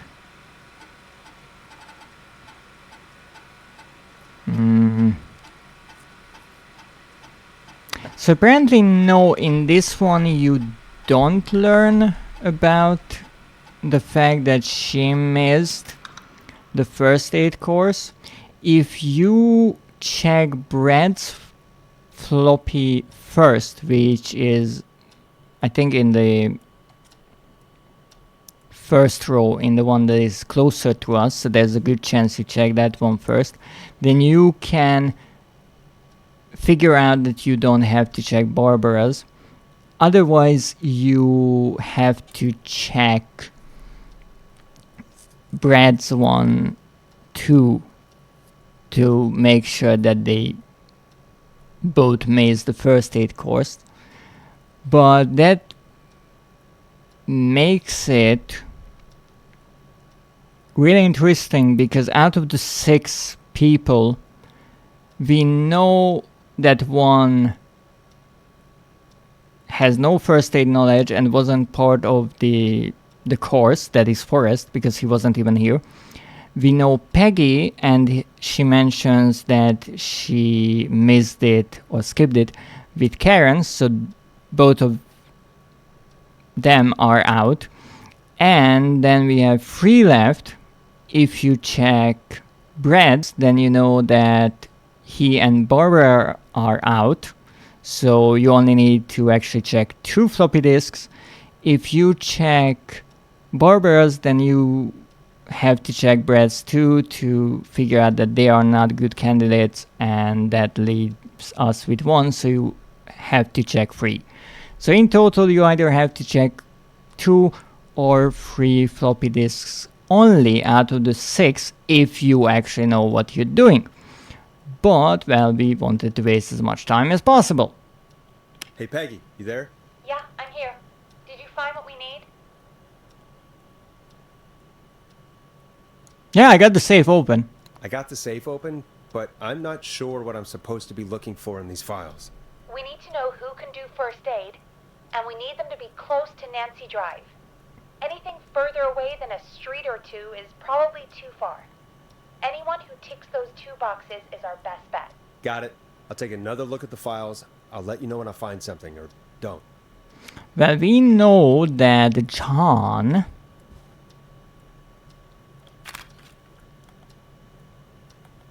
Oh, come on. Wait, this is not John. Where is John? Where did I put that? Yeah, John. He is actually the only one who knows first aid. So all the rest are, well, great candidates. Hey, Peggy, you there? Yeah, I'm here. Did you find what we need? Yeah. I think I know who our best bet is to help Casey and Jason. All right, good work. Who should I... Hello? Is anybody there? Please pick up. Casey, I'm here. What's wrong? Jason started going pale. I tried to get him to rest, but he just threw up everywhere. What's happening? What do I do? Did he have booze earlier? Were you guys drinking earlier? Maybe it's a nasty hangover. Sure. No! Jason doesn't even drink! Forrest, I think he's going into shock. But the bleeding seems to slow down. Did I mess up? Jason, I'm sorry. Casey, calm down. You've done everything right. I need you to listen to me, okay? For Jason. What did the nurse say to do about shock? Well, actually to elevate the legs. Well, if it was safe. But since he got stabbed in the leg and then the knife was removed, then I think it wouldn't be really safe to elevate the legs, since there is a wound in the leg. So elevate the wound. But elevating the wound or the leg is pretty much the same thing in a way. So let's choose the wrong one. Casey, I need you to prop Jason up. We need to raise his wounds. Both of his wounds? You want me to fold him up like an accordion? Did the nurse really tell you that? That doesn't sound right, Forrest. We really need to be careful. If we get anything wrong now, then I'm looking at my notes. We need to get Jason as warm and comfortable as possible. Do you have anything you could use nearby, Casey? Yeah. I still have some laundry next to me. I'll wrap him in some blankets. Just give me a second. Sorry. Jason's bleeding through his bandages. Should I get him new ones? Or... Oh, God. Okay, so... First of all, that was a great response. But... I guess this was the time when the game kind of broke the fourth wall and warned the player that this is the last time you can mess something up. You can't be messing around anymore, and you have to be careful with what you choose. Even though Peggy once again corrected us, but it doesn't really seem to make much of a difference. Given the girl's response, I guess it doesn't much matter that we said that she should prop him up in a certain way, because she just cannot do it. It's kind of impossible. And there was indeed the part about getting him warm and calm. But this is possibly the part where we really mess up, because the right answer is to apply an additional bandage, not to remove the previous one, but we have to choose the wrong one, so replace the bandage. That's right. You need to carefully remove the bandage and quickly replace it with a fresh one. What do you have nearby? I've used the rest of the laundry to keep him warm, so... I'll use my jacket. I can always get a new one. I'll fix his bandage and get him warm. Hold on, please.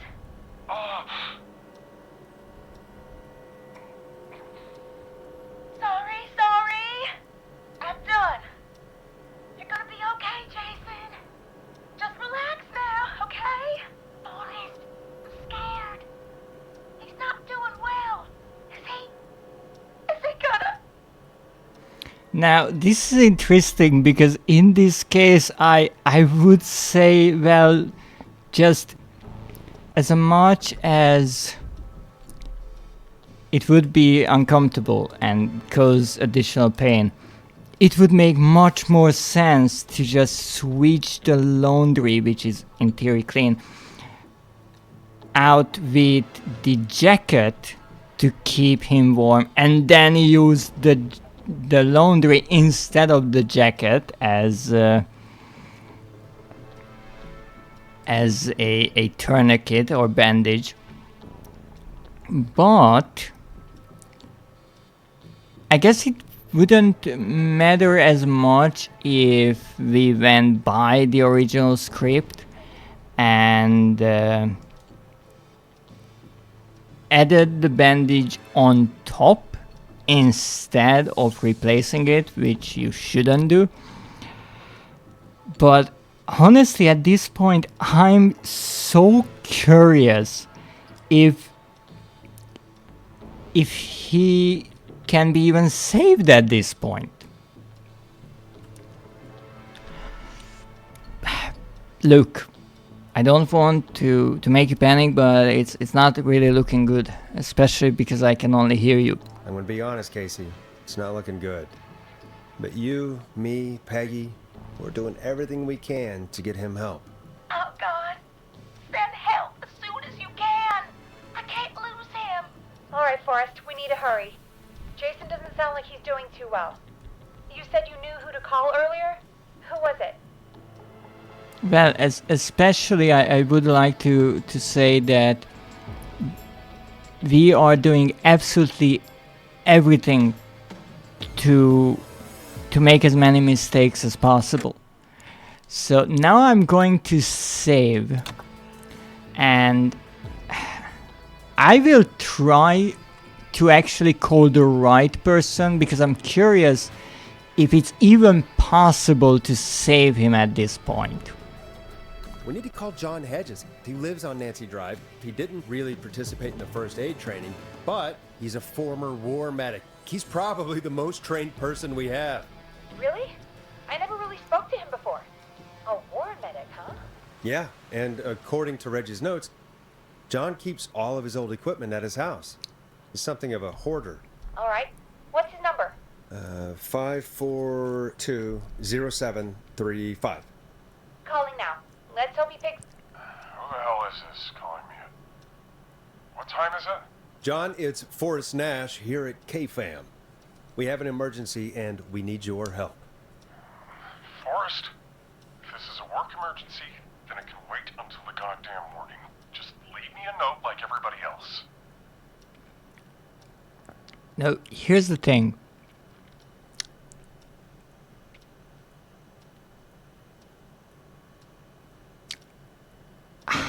I'm not sure that even he can save him, but I just love that once again Peggy confirmed that indeed co-workers never speak in this radio station. It's unbelievable. Okay, the Whistling Man is back! John, no, the Whistling Man is back in town, or at least it's not important right now. A man has been stabbed and we need you to help him. What happened with the subtitles? The Whistling Man? What kind of joke is this? John, we're not kidding. A man is gonna die if we don't help him right now. Seriously, I haven't been called on for over 10 years. Well, Where's the patient? What's his condition? He's at 25 Nancy Drive. I think we got his friend to stem the bleeding, but he's gone into shock. He's passed out right now. You say he was stabbed? Do you know the extent of his injuries? From what we were told, he has 2 major stab wounds. One to the stomach and one to the leg. We removed the knife from his leg earlier, so both wounds are now open. You had them do what? Forrest, are you trying to kill this poor son of a bitch? It was a mistake, John. We realize that now. Understood. well, yeah, Grab a few supplies and I'll head right over. Damned if he dies on my watch. kind of Thank you, trying. John. We'll let him know you're on your way. Good luck. Hello, Casey. Are you there? How are we doing? Bad. Jason seemed really weak and then just started thrashing. So this is a bit surprising to me to a certain point, that even though I am choosing all the wrong options, his condition doesn't really seem to be different from a normal playthrough where you choose the right ones. Are you hurt? When he was thrashing around, did he hurt you in any way? Or are you okay? I'm fine, but Jason passed out. Please tell me you found someone to help. Casey, help is on the way. My colleague will be there soon. You hear that, Jason? Someone is coming. You're gonna be just fine.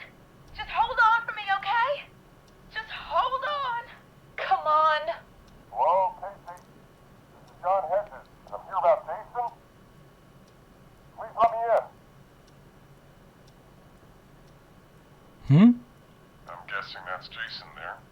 Yeah. Casey, I'm gonna need your help. Forrest, Peggy, don't you two worry. We've got this from here. Okay. Forrest, we'll call you back later. I have to go now. Good luck, everyone. God, I hope he's gonna be all right. And with that, the show moves on. We're sending our best wishes to Jason.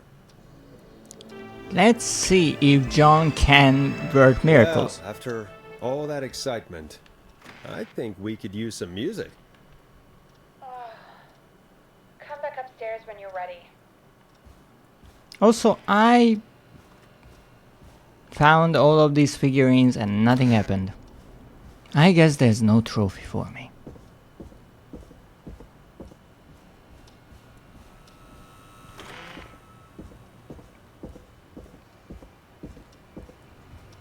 Here I am.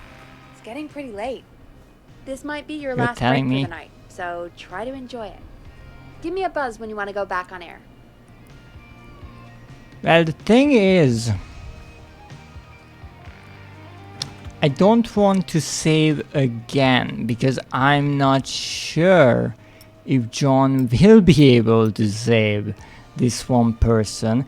If yes, then we will have to choose someone else who can mess it up, because apparently, well, if that is the case, then John can save anyone, even if we messed up every single choice we possibly could. So I don't want to save until that is cleared up, whether or not this person survives or not. And because of that, I think I will stop here. We are, after all, hitting the 4-hour mark already. I love that I left this song on throughout this entire thing. The listeners could not hear anything, but that's fine. Well, at least the song wasn't on maximum, I guess. That's something. But I guess I will be back with this game again, and then we will finish this murderous playthrough. Honestly, I thought we would finish today, but to be honest, I don't really want to rush through the rest of the game. I enjoy getting to explore these little additional lines here and there, and we do have a few trophies missing, so even if we finish this playthrough, we won't get the platinum. So what I am planning to do is look at the missing trophies and the trophy list overall after we finish murdering everyone, and then perhaps trying to get those if they are easier to get and don't require an entire playthrough on their own. But with that said, let's leave the studio behind. I have to say I'm pretty proud of that call with the teenagers. I managed to get them all killed, well, except for the final girl, but I mean, you have to have one of them. It wouldn't be much of a slasher movie if there isn't a final girl. But unfortunately, we did not get any trophies along the way. Actually, let me really quickly check what our trophy statistics are like. I'm pretty sure it's not just 2 missing. No, we actually are missing 4 trophies. One, I do believe, is for getting everyone killed in a playthrough.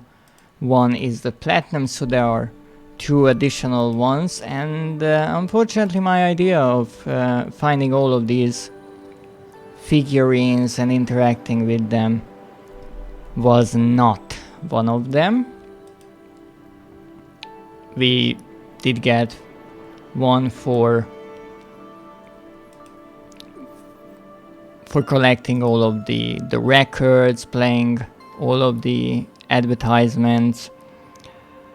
So it made sense for me that there would be another one that is focusing on gathering items, but apparently I was wrong. Well, next time we'll check what we really need to do and hopefully get those trophies, but for now